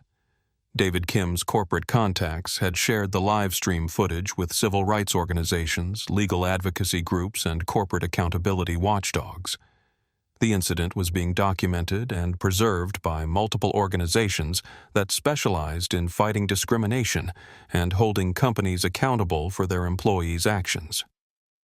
In Monarch Airlines' Corporate Crisis Center, executives were watching their company's reputation implode in real time across every social media platform simultaneously. The crisis management team was fielding calls from international news outlets while watching their stock price begin to fluctuate as investors reacted to the viral story. But perhaps most importantly, the social media documentation was creating an irrefutable record of discrimination that would be impossible for the company to deny or minimize. Multiple angles, multiple platforms, multiple witnesses, and thousands of viewers had created a permanent archive of corporate bias in action. The crew members at Gate B12 were still operating under the assumption that they were dealing with a simple passenger dispute. They had no idea that their words and actions were being broadcast to hundreds of thousands of people worldwide, or that their names and faces were becoming symbols of institutional racism. That ignorance was about to end in the most dramatic way possible. Captain Hendrix's 2-minute ultimatum was counting down like a bomb timer, creating tension that was being felt not just at Gate B12, but across social media platforms where hundreds of thousands of people were watching the confrontation unfold in real time. Airport security officers Martinez and Johnson found themselves in an increasingly uncomfortable position. They had been called to handle what was described as a passenger with fraudulent documentation, but their investigation had revealed no evidence of fraud or policy violation. Instead, they were witnessing what appeared to be clear discrimination being defended by airline employees who seemed oblivious to the legal implications of their actions. Captain Officer Johnson said, his voice careful and professional, "I need to clarify something for my report. Are you requesting that we remove this passenger based on a specific security violation, or are you asking us to enforce what appears to be a subjective assessment of passenger suitability?" It was a carefully worded question that would force Captain Hendrix to either identify a legitimate security concern or admit that he was requesting the removal of a passenger based on discriminatory criteria. Captain Hendrix, feeling the pressure of hundreds of eyes and dozens of camera phones documenting his every word, chose to double down on his authority rather than acknowledge the legal trap he was walking into. "Officer, I am invoking my authority as pilot in command to determine that this passenger's presence represents a potential disruption to cabin safety and order. Federal aviation regulations grant me broad discretion in making such determinations." Officer Martinez and Officer Johnson exchanged glances. Both were experienced law enforcement professionals who understood the difference between legitimate security concerns and discrimination disguised as safety protocols. Sir Officer Martinez said, "Could you specify what behavior this passenger has exhibited that leads you to conclude she represents a safety risk? Because our observation has been that she has remained calm and compliant throughout this entire interaction." Emma Rodriguez, still live-streaming to her massive audience, provided commentary on this exchange. "The security officers are basically asking the captain to prove his discrimination," she whispered into her camera. "They're not buying his safety excuse." James Thompson's stream had attracted the attention of several prominent civil rights attorneys who were providing real-time legal analysis in the chat. One comment that gained significant traction read, "Captain is about to commit federal civil rights violations on camera. This is going to be an expensive lesson for Monarch Airlines." Meanwhile, Alicia Davidson continued her conversation with Samantha Torres, her voice quiet, but increasingly authoritative. "Sam, I need you to patch me through to legal right now. Yes, I understand they're in emergency session. Tell them their CEO is standing at Gate B12 at JFK being discriminated against by her own employees. No, that's not a hypothetical." Tiffany Parker, Ashley Ford, and Miguel Santos stood behind Captain Hendrix, their confidence bolstered by having the highest-ranking crew member supporting their position. In their minds, the captain's arrival had validated their assessment and would bring this embarrassing situation to a quick conclusion. But David Kim, who had been monitoring social media responses while documenting the incident, stepped forward with information that changed the entire dynamic. Captain David said, his voice cutting through the ambient tension. "I think you should know that this incident is currently trending nationally on social media. Your conversation is being live-streamed to hundreds of thousands of viewers, and major news outlets are already requesting interviews about Monarch Airlines passenger policies." The information hit Captain Hendricks like a physical blow. He looked around the gate area with new eyes, suddenly understanding that the phones pointed in his direction weren't just casual passenger documentation. They were creating a permanent public record of everything he said and did. "That's..." he started to say, then stopped as the implications began to sink in. Emma's live stream audience had climbed past 15,000 viewers, and clips from her stream were being shared across Twitter, TikTok, and Facebook faster than anyone could track. The hashtag #MonarchShame was trending in the top 10 nationally alongside airline discrimination and JFK racism. Isabella Rose, who had retreated to the airport bathroom to film her follow-up TikTok defending the crew's actions, was discovering that her content was being shared in ways she hadn't anticipated. Her mentions were filling with angry responses from people who were appalled by her celebration of discrimination. "Wait," Isabella said into her phone camera, her voice becoming uncertain for the first time. "People are saying the woman being questioned is actually, important? That can't be right. Look at her clothes." But social media users had begun conducting their own research into the incident. Aviation industry insiders were beginning to share information about Monarch Airlines' corporate structure. Business journalists were pulling up public records about the company's ownership and leadership. And in Monarch Airlines' corporate crisis center, executives were watching their carefully constructed crisis management plans crumble as the situation spiraled beyond their control. Samantha Torres, Alicia's executive assistant, was coordinating responses from her office in London while simultaneously managing calls from Monarch's board of directors' legal team and communications department. Alicia Samantha said through the phone, her voice tight with urgency. "Corporate has been trying to reach their crew at JFK for the past 15 minutes. The captain isn't responding to calls. Legal wants to know if you want them to intervene directly." Alicia looked around the gate area, taking in the crew members who had spent the past hour humiliating her, the security officers who were clearly uncomfortable with what they were being asked to do, the dozens of passengers documenting every moment of her degradation. "No," Alicia said quietly. "Let them finish. I want everyone to see exactly what Monarch Airlines culture looks like when people think no one important is watching." Captain Hendricks was facing a decision that would define the rest of his career. He could acknowledge that his crew had made a mistake and allow Alicia to board with an apology, potentially undermining his authority but limiting the damage to his reputation.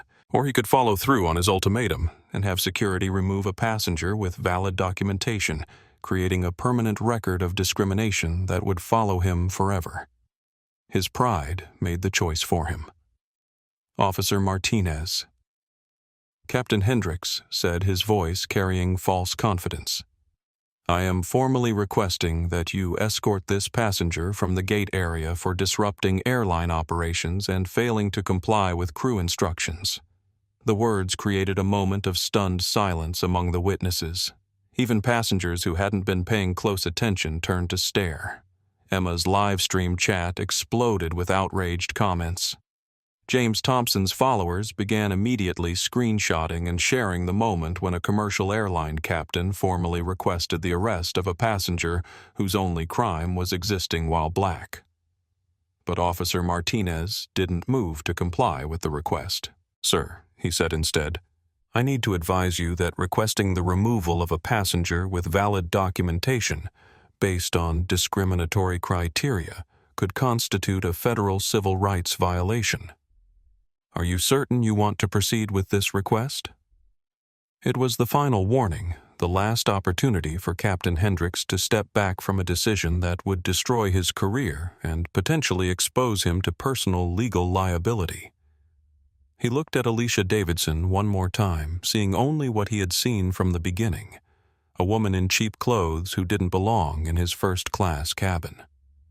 "Officer," he said firmly, "I am making a formal request for passenger removal. Please proceed." And in that moment, Alicia Davidson smiled for the first time since entering the terminal. The formal request for passenger removal created an electric tension that seemed to charge the very air around Gate B12. Officer Martinez looked at Officer Johnson, both men clearly uncomfortable with the position they were being placed in by Captain Hendricks's escalating demands. "Sir," Officer Johnson said carefully before we proceed with any removal, "I need to document the specific violation that justifies this action. Can you provide me with the exact policy or regulation that this passenger has violated?" It was a reasonable request that should have been easy to answer, but Captain Hendricks found himself in the impossible position of trying to articulate discriminatory criteria without explicitly acknowledging discrimination. The violation. Captain Hendricks said, speaking slowly as he tried to construct a legally defensible justification, is disruption of airline operations and failure to comply with crew instructions regarding proper documentation verification procedures. Officer Martinez consulted his notes. "Sir, according to my observations, this passenger has complied with all crew instructions. She provided documentation when requested, submitted to verification procedures, and has remained calm and cooperative throughout the interaction. What specific instruction has she failed to follow?" Emma Rodriguez, whose live stream audience had grown to over 18,000 viewers, provided real-time commentary for her followers. "The security officers are literally forcing the captain to admit he has no legitimate reason for this removal. This is incredible documentation of how discrimination gets challenged by actual law enforcement." Her audience was responding with a mixture of outrage and admiration for the officer's professional handling of an obviously discriminatory situation. The hashtag #ThankYouOfficer Martinez had begun trending alongside the broader incident hashtags. Meanwhile, the passenger crowd at Gate B12 had divided into distinct camps. Some travelers, particularly those holding business and first-class tickets, seemed to support the crew's actions. They whispered among themselves about maintaining standards and ensuring that premium services remained exclusive. "I didn't pay $12,000 to sit next to someone who looks homeless," one well-dressed woman muttered to her companion, apparently forgetting that her voice would carry in the increasingly quiet gate area. "Exactly," agreed a man in an expensive suit. "There has to be some screening process, otherwise anyone could just walk into first class." But other passengers were becoming increasingly vocal in their opposition to what they were witnessing. The demographic divide was stark. Younger passengers, people of color, and international travelers were largely supporting Alicia, while older, wealthy-appearing passengers tended to side with the crew. A young black businessman, who had been quietly observing the entire incident, finally reached his breaking point. "This is disgusting," he said, his voice carrying clearly through the gate area. "I've been watching this woman get harassed for an hour because of how she's dressed. She has a valid ticket. She's done nothing wrong. And now you want to have her arrested? This is exactly why I don't fly Monarch anymore." His words sparked a ripple of conversation among the assembled passengers. Some nodded in agreement, while others looked uncomfortable at having the racial subtext of the situation stated so explicitly. Tiffany Parker, feeling emboldened by Captain Hendricks' support and the apparent backing of several first-class passengers, decided to make her position even clearer. "Sir," she said to the black businessman, "I understand you may feel sympathy for this individual, but you have to understand that we have standards to maintain. Our first-class passengers expect a certain level of appropriateness in their cabin environment." The word appropriateness hung in the air like a slur. James Thompson's live stream chat erupted with comments. Did she really just say appropriateness? Appropriateness? The racism is right there. Screenshot that quote. She just admitted to profiling passengers. This is going to be evidence in the lawsuit. David Kim, who had been coordinating with civil rights organizations and media outlets throughout the incident, stepped forward again. "Ms. Parker," he said, reading her name tag, "could you define what you mean by appropriateness in this context? Because it sounds like you're suggesting that passengers can be denied service based on subjective assessments of their appearance." Tiffany's face flushed red as she realized she had walked into another legal trap. But instead of backing down, she doubled down on her position. "I mean that first-class service attracts a certain clientele with certain expectations. Our passengers invest in a premium experience, and part of that experience is the assurance that everyone in the cabin meets basic standards of presentation and behavior. And who determines these basic standards?" David pressed. "Are they written down somewhere? Are they applied equally to all passengers regardless of race?" The questions were designed to expose the discriminatory nature of the crew's actions, and they were succeeding brilliantly. But they were also creating a record of explicit bias that would be impossible for Monarch Airlines to explain or defend.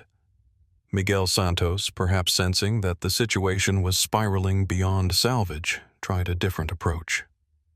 "Look," he said, addressing the crowd of passengers rather than the security officers. "This isn't about race. This is about fraud prevention. We see attempts to hack upgrade computers all the time. Someone who looks like they can't afford first class suddenly shows up with a premium ticket. That raises red flags." The statement was intended to provide a race-neutral explanation for their suspicions, but it actually made the discrimination more explicit by openly admitting that they profiled passengers based on assumptions about their economic status and appearance. Ashley Ford nodded in agreement with Miguel's explanation. "Exactly. It's basic security protocol. If something doesn't add up, we investigate. That's how we protect legitimate passengers from fraud." But Officer Johnson had heard enough circular logic and discriminatory justifications. "Let me be clear about something," he said, his voice cutting through the various conversations happening around the gate. "You've spent the last hour describing this passenger as suspicious, inappropriate, fraudulent, and disruptive. But in my observation, the only disruptive behavior has come from airline employees who have refused to allow a passenger with valid documentation to board her flight." Emma's live stream audience cheered the officer's statement in the chat. James Thompson's followers were sharing clips of Officer Johnson's words across multiple platforms. The social media documentation was creating a permanent record of law enforcement officials contradicting airline discrimination in real time. Isabella Rose, who had been monitoring her notifications while hiding in the bathroom, finally understood that her content celebrating the crew's actions had backfired catastrophically. Her follower count was dropping by the hundreds as users discovered her discriminatory videos. Brands were quietly removing her from campaign rosters. Her attempt to gain clout by mocking someone else's humiliation had destroyed her social media career. But in the gate area, Captain Hendricks was still committed to his course of action. The presence of security officers, the crowd of witnesses, and the national social media attention hadn't changed his fundamental assessment of the situation.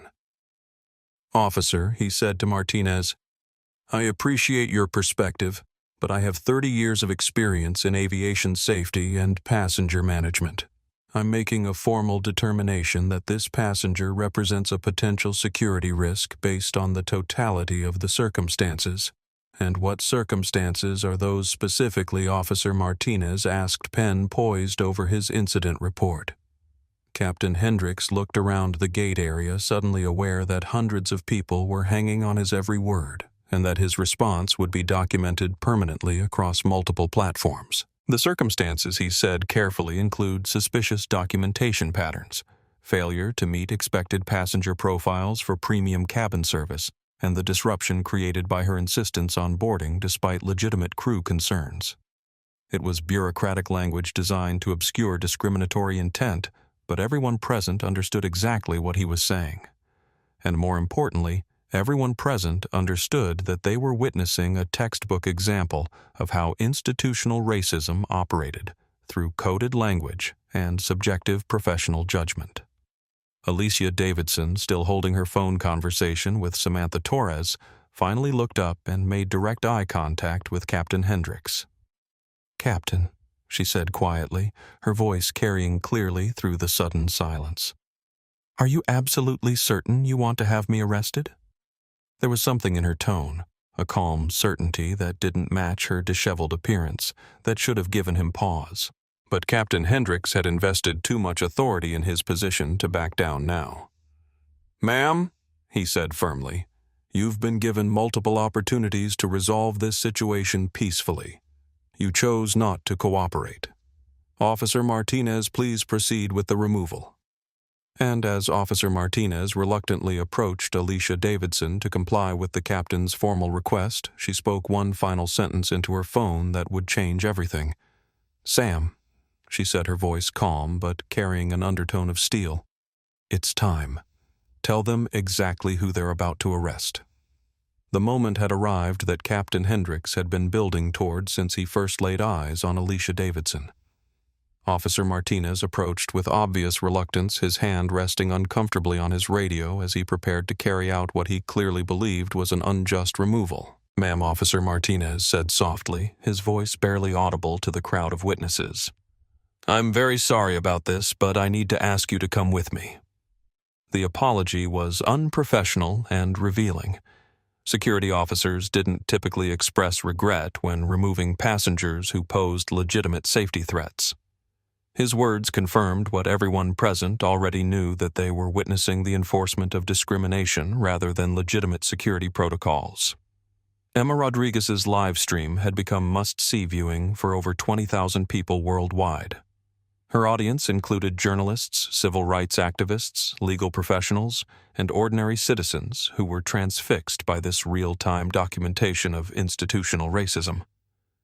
"This is it," Emma whispered into her camera, her voice tight with emotion. "They're actually going to arrest her for the crime of being black in first class. This is happening in 2024 in America, on camera." James Thompson's stream had attracted attention from major news networks. CNN, ABC, and NBC producers were already in contact with him about using his footage on television. The incident was transitioning from viral social media content to breaking news coverage on major networks. The broader Monarch Airlines organization was in complete crisis mode. In their corporate headquarters in London, executives were fielding calls from international news outlets while watching their stock price fluctuate in real time as investors reacted to the viral footage. Board members were demanding answers about how a simple passenger boarding process had turned into a public relations catastrophe that was trending globally. The crisis management team had prepared for many scenarios, but they had never anticipated having to explain why their crew was having a passenger arrested for holding a valid ticket. Back at gate B12, Tiffany Parker watched with satisfaction as security finally prepared to remove the passenger she had been trying to get rid of for over an hour. In her mind, this vindicated her professional judgment and would serve as a warning to future passengers who tried to game the upgrade computer. "Thank you, Officer Tiffany," said her voice carrying a tone of professional relief. "I know this is never easy, but maintaining cabin standards is essential for passenger safety and satisfaction." Captain Hendricks nodded in agreement, his expression suggesting that he viewed this as an unfortunate but necessary conclusion to a regrettable incident. Miguel Santos and Ashley Ford flanked their senior colleagues, their body language conveying solidarity and mutual support. They had convinced themselves that they were protecting their company's reputation rather than destroying it. But as Officer Martinez reluctantly began to recite the standard language for airport removal, Alicia Davidson's phone conversation with Samantha Torres reached its conclusion. Sam, Alicia said, her voice suddenly carrying an authority that hadn't been present throughout the entire confrontation. "Patch me through to the board chairman. Now." The change in her tone was subtle but unmistakable. For the first time since entering the terminal, Alicia Davidson sounded like someone accustomed to being obeyed rather than questioned. Samantha Torres, working from Monarch Airlines corporate headquarters in London, had spent the past hour coordinating with legal teams, communications specialists, and board members as they watched their company's reputation implode in real time across every social media platform. Alicia Samantha said, her voice carrying clearly through the phone's speaker, "Sir Geoffrey is standing by. Legal wants to know if you're ready to proceed with Option 7. Option 7 meant nothing to the crew members, security officers, or passengers listening to the conversation, but it was corporate code for the nuclear option, the complete exposure of executive ownership when discrimination had reached levels that threatened the entire organization. "Yes," Alicia said simply. "Execute immediately." Officer Martinez, who had been in the process of asking Alicia to gather her belongings for removal, stopped mid-sentence as he registered the change in her demeanor and the corporate terminology she was using. David Kim, who had been documenting the incident for civil rights organizations, noticed the shift immediately. As a technology executive himself, he recognized the language of corporate crisis management when he heard it. Officer Martinez David said urgently, "I think you should pause the removal process. Something significant is about to happen here." But Captain Hendricks was too committed to his course of action to be deterred by mysterious phone conversations or last-minute interventions from passengers. "Officer, please proceed," Captain Hendricks said firmly. "We've already been delayed too long by this situation." However, before Officer Martinez could continue with the removal, 3 new figures appeared at Gate B12. They were wearing crisp suits with Monarch Airlines corporate identification badges, and they moved with the purposeful authority of people accustomed to handling crisis situations. The lead figure was a tall woman with silver hair who approached the assembled group with the confidence of someone who outranked everyone present. Her badge identified her as Sarah Chen, Corporate Security Director. Behind her were 2 men in similar attire whose badges indicated they were from Monarch's legal and communications departments. Their presence suggested that whatever was about to happen had been coordinated at the highest levels of the organization. Emma's live stream audience exploded with speculation about why corporate executives would respond personally to what appeared to be a routine passenger removal. The viewer count climbed past 25,000 as word spread that something unprecedented was about to unfold. Sarah Chen approached Captain Hendricks with an expression that suggested she was not pleased with what she had observed during her approach to the gate. "Captain Hendricks," she said, her voice cutting through the ambient noise of the terminal, "I need you to step aside immediately. This situation is now under direct corporate management." The intervention was unprecedented. Corporate security directors didn't typically appear at gate-level passenger disputes unless something extraordinary was happening. Captain Hendricks, confused but still confident in his authority, faced the corporate representative with the same certainty he had shown throughout the incident. "Ms. Chen," he said, reading her badge, "I appreciate corporate's interest, but this is an operational safety matter under my direct authority as pilot in command. I've made a determination that this passenger should be removed for the safety and security of the flight." Sarah Chen looked at Captain Hendricks with an expression that suggested she was viewing someone who had just destroyed his career without realizing it. "Captain," she said quietly, "do you have any idea who you've just requested to have arrested?" The question hung in the air like a bomb waiting to explode. For the first time since the confrontation began, Captain Hendricks looked uncertain. Something in the corporate representative's tone suggested that he had made a catastrophic error in judgment. Tiffany Parker, Miguel Santos, and Ashley Ford exchanged glances, suddenly aware that the situation was taking an unexpected turn that might not conclude in their favor. And Alicia Davidson, still holding her phone but no longer speaking into it, smiled for the second time since entering the terminal. Sarah Chen reached into her briefcase and withdrew a leather portfolio containing documents that would change everything the witnesses at Gate B12 thought they knew about the situation they had been observing. "Ladies and gentlemen," Sarah Chen announced, her voice carrying clearly through the gate area, I need to inform you that you have been witnessing the discrimination of Alicia Davidson, the newly appointed Chief Executive Officer and majority owner of Monarch Airlines." The words hit the assembled crowd like a physical blow. Officer Martinez froze mid-motion. Captain Hendricks' face went pale. Tiffany Parker's mouth fell open in shock. The passengers who had been filming immediately understood that they had documented something far more significant than a typical discrimination incident. Emma Rodriguez's live stream exploded with comments as her audience processed the revelation. "Wait, what, the owner, she owns the airline, holy crud. Those employees are so fired. This is the greatest plot twist in history." James Thompson's Twitter stream was being shared and reshared at viral velocity as users recognized they were witnessing a historic moment of corporate accountability. Sarah Chen continued opening the portfolio to reveal official documentation. Ms. Davidson inherited controlling interest in Monarch Airlines, following the death of her father, Theodore Davidson, the company's founder, 48 hours ago. She has been traveling to London to finalize funeral arrangements and assume her position as CEO. The information recontextualized everything that had happened over the past hour. The suspicious passenger in cheap clothes was actually the grieving daughter of the company founder traveling in comfortable clothing after spending 2 days at her father's deathbed. The fraudulent ticket had been purchased with money from the family fortune that had built the airline itself. Captain Hendricks staggered backward as if he had been struck. In 30 years of aviation, he had made countless decisions about passenger suitability, but he had never discriminated against the company owner herself.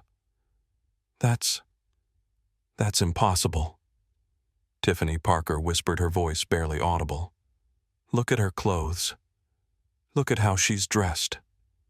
Alicia Davidson finally stood up from her seat, her posture straightening as she fully assumed the authority that her inheritance had granted her.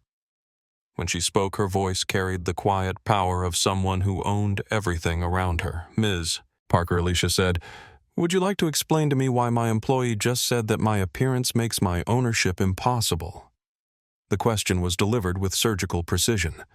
Tiffany had just provided a perfect example of the discriminatory assumptions that had driven the entire incident.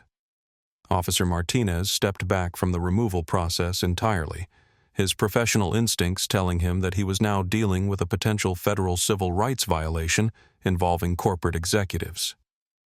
David Kim, who had been documenting the incident for civil rights organizations, immediately understood the legal implications of what they had witnessed.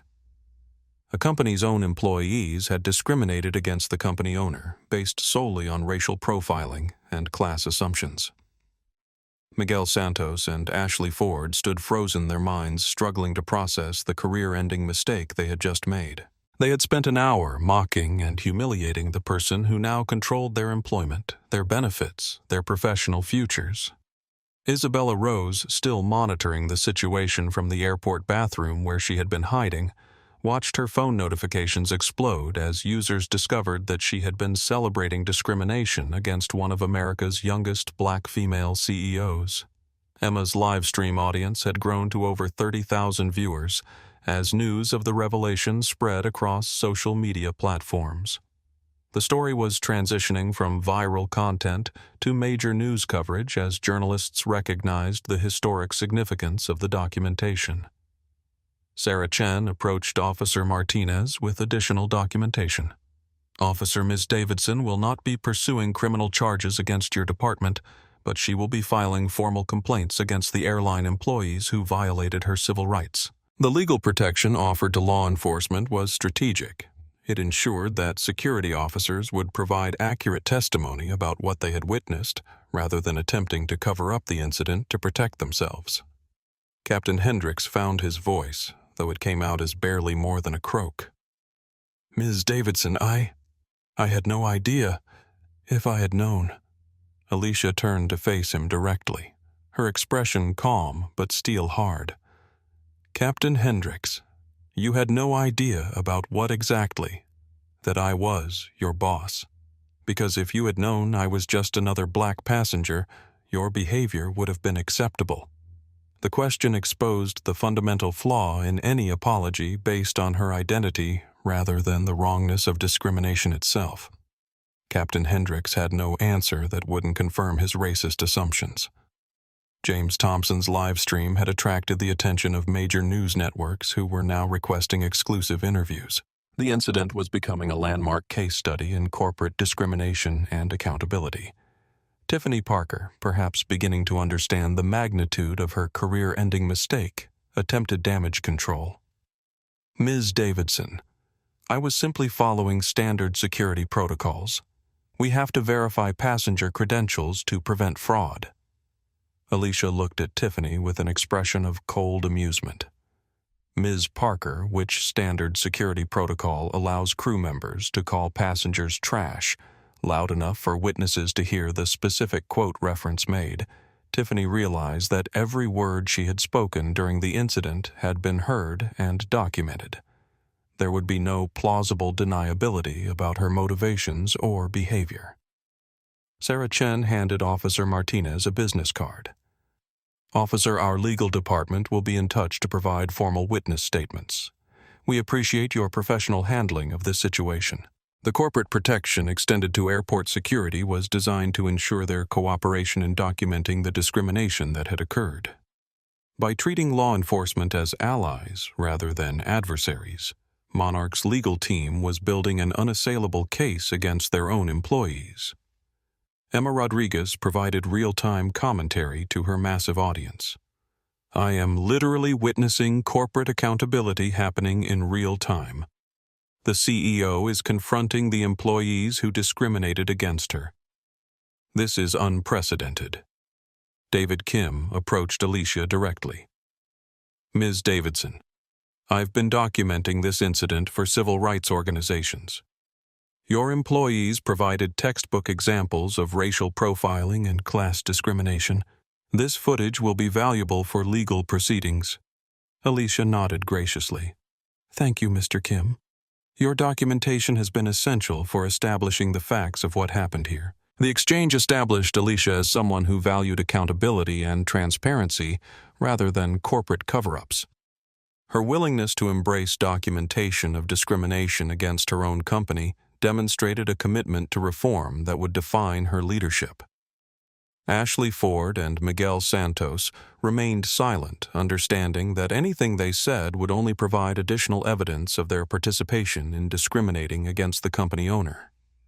But perhaps the most significant moment came when Alicia Davidson looked around the gate area at all the passengers who had witnessed her humiliation and degradation. I want everyone here to understand something, she said, her voice carrying clearly through the suddenly quiet terminal. What happened here today wasn't about me being the CEO. This was about human dignity and basic respect that every passenger deserves, regardless of their appearance or background. The statement reframed the incident from a story about corporate comeuppance to a broader lesson about civil rights and equality. Alicia was using her platform not for personal vindication, but for social justice education. Emma's audience responded with overwhelming support for her message. Comments flooded the live stream. She's using her power for good. This is how you handle discrimination. What a leader, focusing on justice, not just her own situation. And as Alicia Davidson prepared to board the aircraft that she now owned, everyone present understood that they had witnessed something historic. Not just the exposure of workplace discrimination, but the birth of a new kind of corporate leadership that prioritized justice over profits. The revelation of Alicia Davidson's identity had transformed Gate B12 from a site of discrimination into a courtroom where justice would be administered swiftly and publicly. Sarah Chen opened a second portfolio containing termination documents that had been prepared during the corporate emergency response to the viral incident. Effective immediately, Sarah Chen announced, her voice carrying the authority of corporate justice. The following Monarch Airlines employees are terminated for violation of civil rights policies, discriminatory conduct, and damage to corporate reputation. The formal language of corporate accountability was about to become very personal for the crew members who had spent an hour humiliating their company's owner. Tiffany Parker, Sarah Chen read from the official documentation, "You are terminated for racial profiling, discriminatory denial of service use of derogatory language toward passengers and abuse of authority. Your employment with Monarch Airlines is ended effective immediately." Tiffany's face went through a range of emotions: shock, disbelief, anger, and finally devastating recognition of what she had lost. In 8 years with Monarch, she had built a career in premium airline service. She had earned respect from colleagues, authority over passengers, and a salary that supported a comfortable lifestyle. All of it was gone because she had looked at a black woman in comfortable clothes and decided she didn't belong in first class. "Security will escort you from the premises," Sarah Chen continued. "Your badge keys and access credentials are immediately revoked. You are prohibited from entering any Monarch Airlines property pending completion of civil rights violation investigations." Emma Rodriguez's live stream audience watched in real time as corporate accountability was administered publicly and immediately. The viewer count had climbed past 35,000 as news of the incident spread across social media platforms. Miguel Santos, Sarah Chen, continued consulting her documentation. "You are terminated for participation in discriminatory conduct, violation of passenger dignity standards, and public statements that bring discredit to the company." Miguel, who had been confident in his professional judgment just minutes before, now faced the reality that his agreement with Tiffany's discrimination had cost him his career in aviation.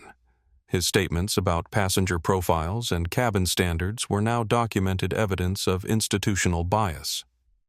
Ashley Ford, "You are terminated for discriminatory commentary, unprofessional conduct, and violation of company policies regarding respectful passenger treatment." Ashley's brief moment of joining the discrimination against Alicia had destroyed her 3-year career with Monarch. Her comments about Goodwill clothing and her support for denying service based on appearance were now part of a permanent record that would follow her to any future employer in the airline industry. James Thompson's Twitter stream had become a primary source for major news outlets covering the story.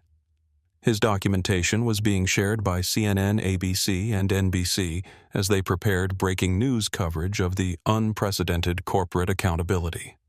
But the most significant termination was yet to come. Captain Robert Hendricks, Sarah Chen, said, her voice taking on an even more serious tone. "You are terminated for violation of federal civil rights laws, abuse of pilot-in-command authority, and conduct that exposes the company to significant legal liability." Captain Hendricks's termination carried implications far beyond losing a job. As pilot-in-command, his discriminatory actions potentially violated federal aviation regulations and civil rights laws. His pilot's license could be reviewed by the FAA. His ability to work in aviation anywhere in the world was now in question. 30 years of building a career in commercial aviation had been destroyed by his decision to discriminate against a passenger based on her appearance. David Kim, who had been coordinating with civil rights organizations throughout the incident, approached Sarah Chen with contact information for legal advocacy groups. Ms. Chen David said several civil rights organizations want to ensure that this incident is documented properly for potential federal investigation. They're particularly interested in whether this represents a pattern of discrimination at Monarch. Sarah Chen accepted the contact information professionally. "Mr. Kim, thank you for your advocacy. Ms. Davidson is committed to full transparency and cooperation with any civil rights investigations." The exchange established that the company's new leadership would embrace accountability rather than attempting to cover up discriminatory practices. Officer Martinez and Officer Johnson, who had been uncomfortable with the removal request from the beginning, were now providing detailed incident reports to their supervisors about the discrimination they had witnessed. "Ms. Davidson, Officer Martinez said, I want to apologize for the position you were placed in today. Your treatment by airline employees was unacceptable, and we're grateful you're not pursuing action against airport security." Alicia's response was gracious, but focused on broader principles rather than personal vindication. "Officer Martinez, thank you for your professionalism. You and Officer Johnson conducted yourselves with integrity throughout a very difficult situation. The problem was never with airport security. It was with airline employees who forgot that respect should never depend on appearance or assumptions. Emma's live stream audience responded positively to Alicia's leadership approach. She's not vindictive.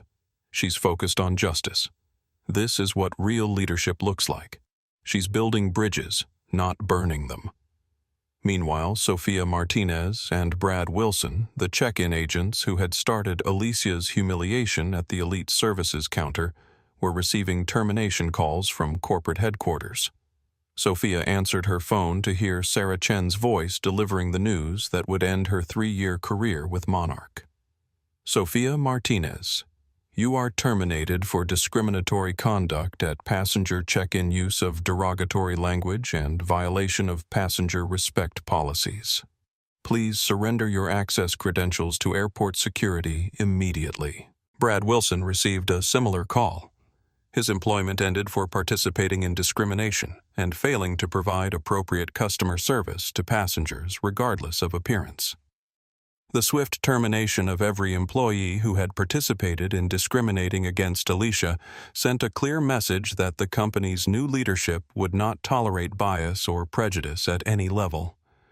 Isabella Rose, still monitoring the situation from her bathroom hiding place, watched her social media career implode as users discovered her videos celebrating discrimination against one of America's youngest black female CEOs. Her follower count was dropping by the thousands as brands canceled partnerships and sponsorship deals. Her attempt to gain clout by mocking someone else's humiliation had backfired catastrophically. But perhaps the most significant consequence was the message that the immediate termination sent to Monarch Airlines employees worldwide. In corporate offices, airport lounges, aircraft cabins, and maintenance facilities across the globe, employees were receiving emergency communications about the JFK incident and its consequences. The message was clear: discrimination would be met with immediate termination regardless of seniority or position. The company's new leadership prioritized civil rights over employee protection. Sarah Chen approached Alicia with the final documentation. Ms. Davidson, all terminations have been executed. Legal is preparing comprehensive civil rights violation reports, and communications is coordinating with media outlets to ensure accurate reporting of the company's response. Alicia nodded, but her focus remained on the broader implications rather than the specific punishments. Sarah, she said, I want a comprehensive review of hiring practices, training programs, and corporate culture initiatives. What happened today wasn't an isolated incident. It was a symptom of deeper problems that need to be addressed. The commitment to comprehensive reform, rather than simply punishing individual actors, demonstrated that Alicia understood the difference between accountability and actual change. As the terminated employees were escorted from the gate area by security, the passengers who had witnessed the entire incident began to understand that they had observed something unprecedented in corporate America: immediate public accountability for discrimination at the highest levels. Emma Rodriguez provided final commentary to her massive audience. I've just witnessed the most swift and complete response to workplace discrimination I've ever seen. This is how corporate leadership should handle bias and prejudice. And as Alicia Davidson finally prepared to board her aircraft, everyone present knew they had witnessed not just justice, but the emergence of a new standard for corporate accountability in America. As the terminated employees were escorted from Gate B12, Alicia Davidson faced a decision that would define her leadership and her company's future. She could board her aircraft and handle the aftermath privately through corporate channels, or she could use this moment to make a public commitment to change that would set the standard for airline industry accountability. She chose transformation.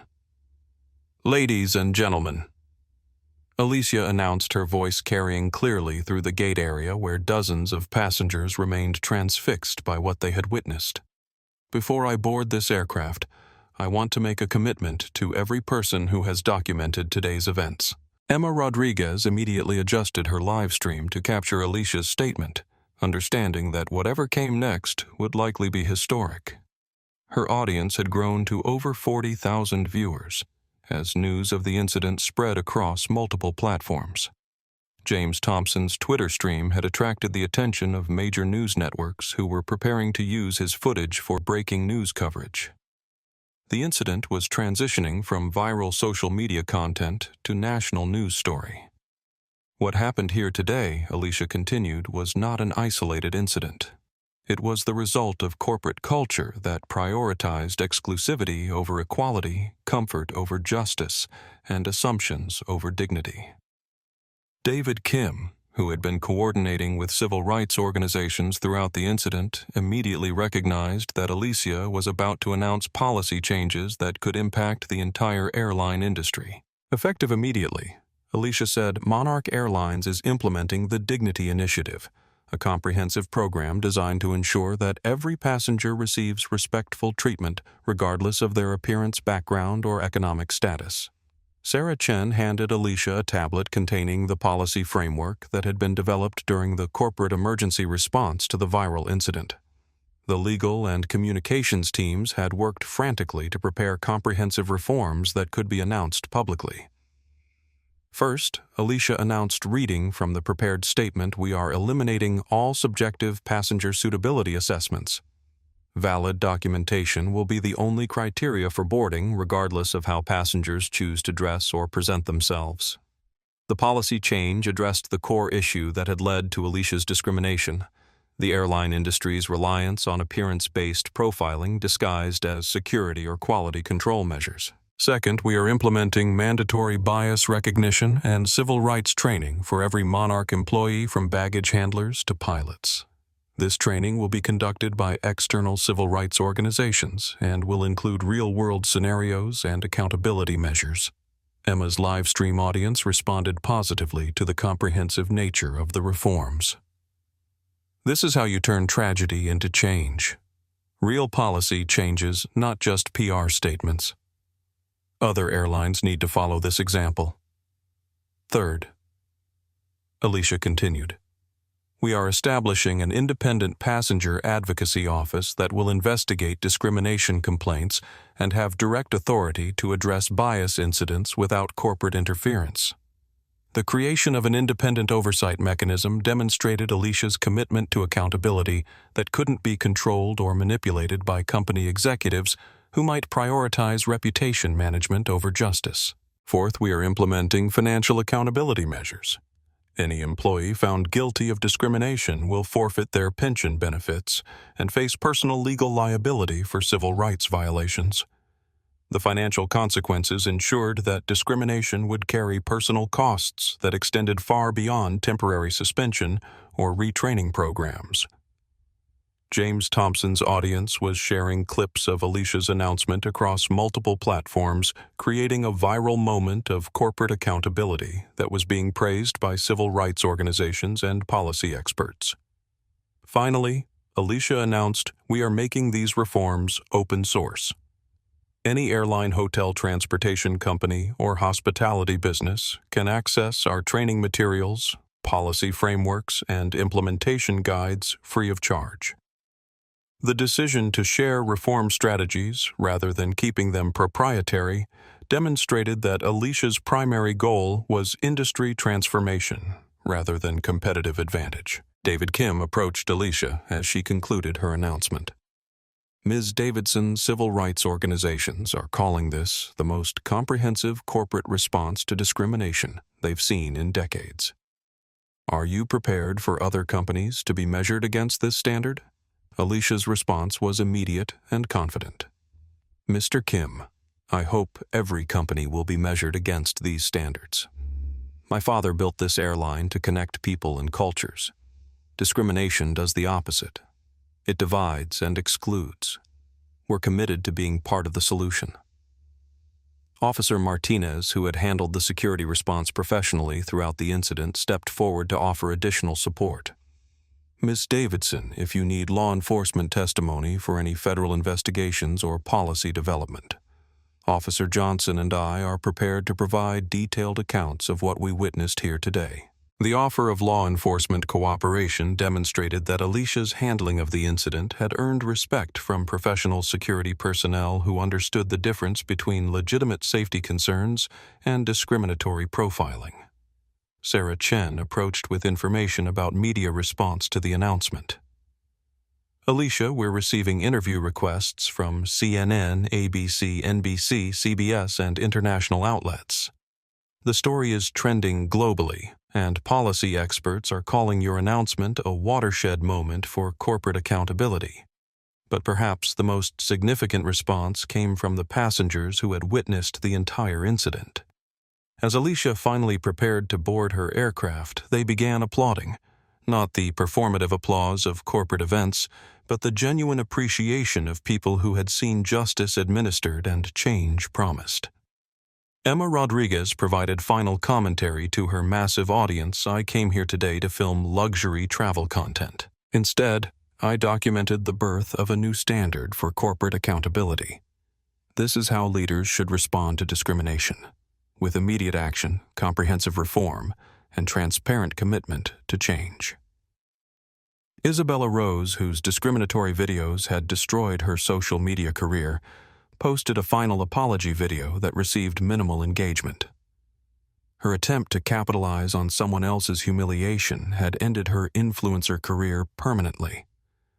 As Alicia Davidson finally boarded her aircraft, the aircraft she now owned flying the airline she now controlled, everyone present understood that they had witnessed something unprecedented: the transformation of corporate discrimination into industry-wide reform through the courage of one woman who refused to accept injustice even when she had the power to seek revenge instead of pursuing justice. The JFK incident, as it came to be known in airline industry circles, had consequences that rippled far beyond the immediate terminations and policy announcements made at Gate B-12.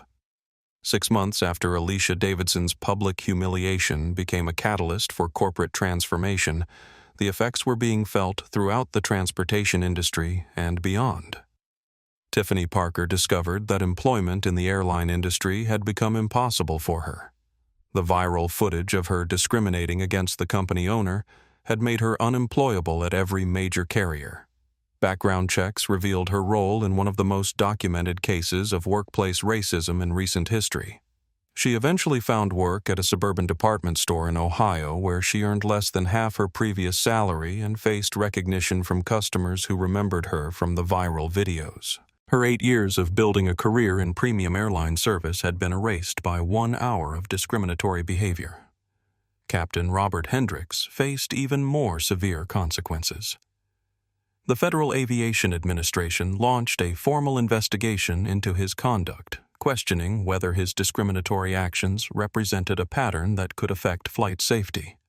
While his pilot's license wasn't revoked, several major airlines quietly removed him from consideration for future employment.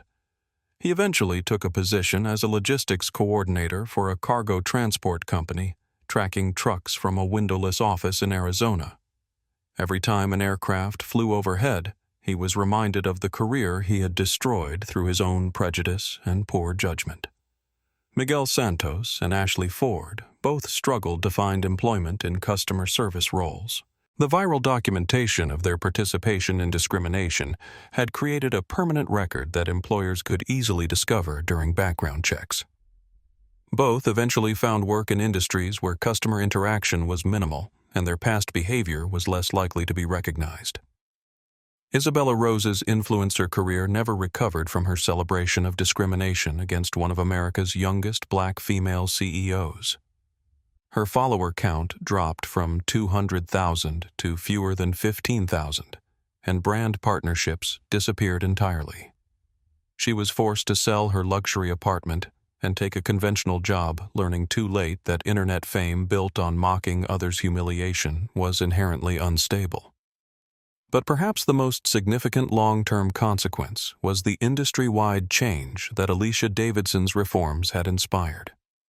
The Dignity Initiative became a model that was adopted by airlines, hotels, restaurants, and other hospitality businesses across the globe. United Airlines implemented similar bias training requirements. Hilton Hotels created passenger advocacy offices.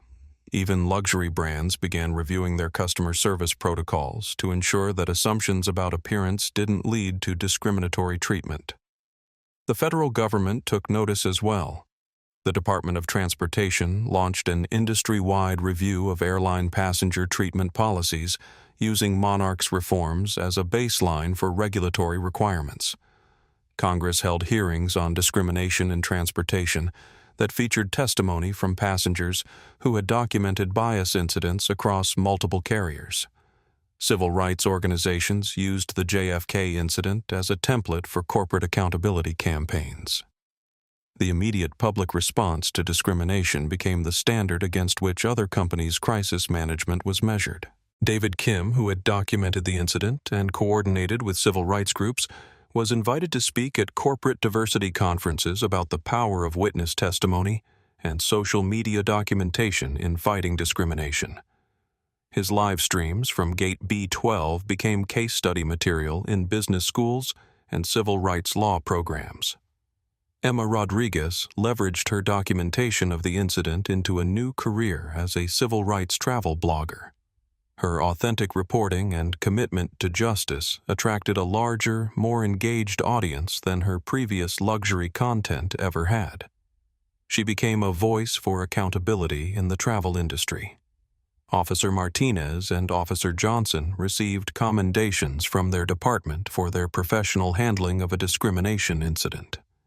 Their refusal to participate in racial profiling was cited as an example of proper law enforcement response to civil rights violations. James Thompson's Twitter documentation was archived by multiple universities and civil rights organizations as an example of how social media could serve as a tool for justice and accountability.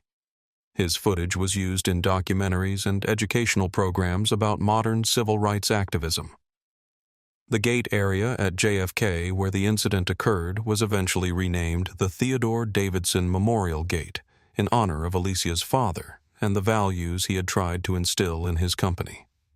A small plaque commemorated the moment when corporate discrimination was transformed into industry-wide reform through the courage of one woman who refused to accept injustice. But perhaps most importantly, the incident established a new principle in corporate America that discrimination would face immediate public consequences, regardless of the perpetrator's position or seniority. The age of covering up bias and protecting discriminatory employees was ending, replaced by transparency and accountability. 6 months after the JFK incident transformed Monarch Airlines and influenced industry-wide reform, Alicia Davidson was traveling again. This time she was flying from London to Tokyo for the International Summit on Ethical Travel, a conference that had been inspired partly by her company's response to workplace discrimination. The London Heathrow departure experience was dramatically different from her previous journey. Check-in agents smiled warmly at all passengers regardless of their appearance. Gate staff treated every traveler with professional courtesy. The culture of exclusivity and judgment that had characterized luxury air travel was being replaced by genuine hospitality that honored dignity over assumptions. Alicia walked through the terminal wearing the same gray hoodie and comfortable jeans that had sparked her humiliation at JFK. But this time her casual attire was a deliberate choice rather than a product of grief and exhaustion. She was testing her own airline's commitment to the reforms she had implemented, ensuring that the changes were real rather than superficial. The response from Monarch employees was everything she had hoped for. Check-in agents processed her documentation with the same professionalism they showed every passenger. Gate staff welcomed her to board without questioning her appearance or making assumptions about her financial capacity to afford first-class service. But the most meaningful moment came as she settled into seat 1A, the same premium suite designation that had sparked an hour of discrimination at JFK. As she arranged her belongings and prepared for departure, a commotion at the cabin entrance caught her attention. A young man, probably in his early 20s, stood at the entrance to first class looking confused and slightly overwhelmed. He was wearing a backpack and a denim jacket that had seen better days. His jeans were clean but clearly worn, and his sneakers showed the signs of extensive use. He held his boarding pass uncertainly, clearly uncomfortable with the luxury surrounding him. "I think I was upgraded," the young man said to the flight attendant, his voice betraying both excitement and insecurity. "But I don't really look like I belong here." He glanced around the first-class cabin, taking in the business executives in expensive suits and luxury accessories. His body language suggested he was ready to retreat to economy class rather than risk the embarrassment of being told he didn't belong. The flight attendant who approached him was Carlos Rivera, a 29-year-old Hispanic crew member who had been hired during Monarch's post-incident recruitment drive. Carlos had been specifically trained in the Dignity Initiative protocols and understood that passenger respect was non-negotiable, regardless of appearance or background. Carlos didn't look at the young man's worn jacket or scuffed shoes. He didn't make assumptions about his ability to afford first-class service. Instead, he looked directly at the boarding pass and then made eye contact with a brilliant, welcoming smile. "Mr. Thompson," Carlos said warmly, reading the name from the ticket, "Welcome to first class. You belong exactly where your ticket says you do. Let me take that heavy backpack for you and show you to your suite." Carlos treated the young man like a visiting dignitary, helping him with his belongings and explaining the cabin amenities with genuine enthusiasm. He didn't patronize or overcompensate. He simply provided the same level of service that every first-class passenger deserved. Alicia watched the interaction from her seat, feeling a lump form in her throat. This was what her father had envisioned when he built Monarch Airlines, a company that connected people across cultures and economic backgrounds without judgment or prejudice. She reached into her bag and pulled out a small framed photograph of Theodore Davidson, taken during the early days of the airline, when he was still fighting to establish his vision of inclusive luxury travel. She placed it on the side table next to her seat.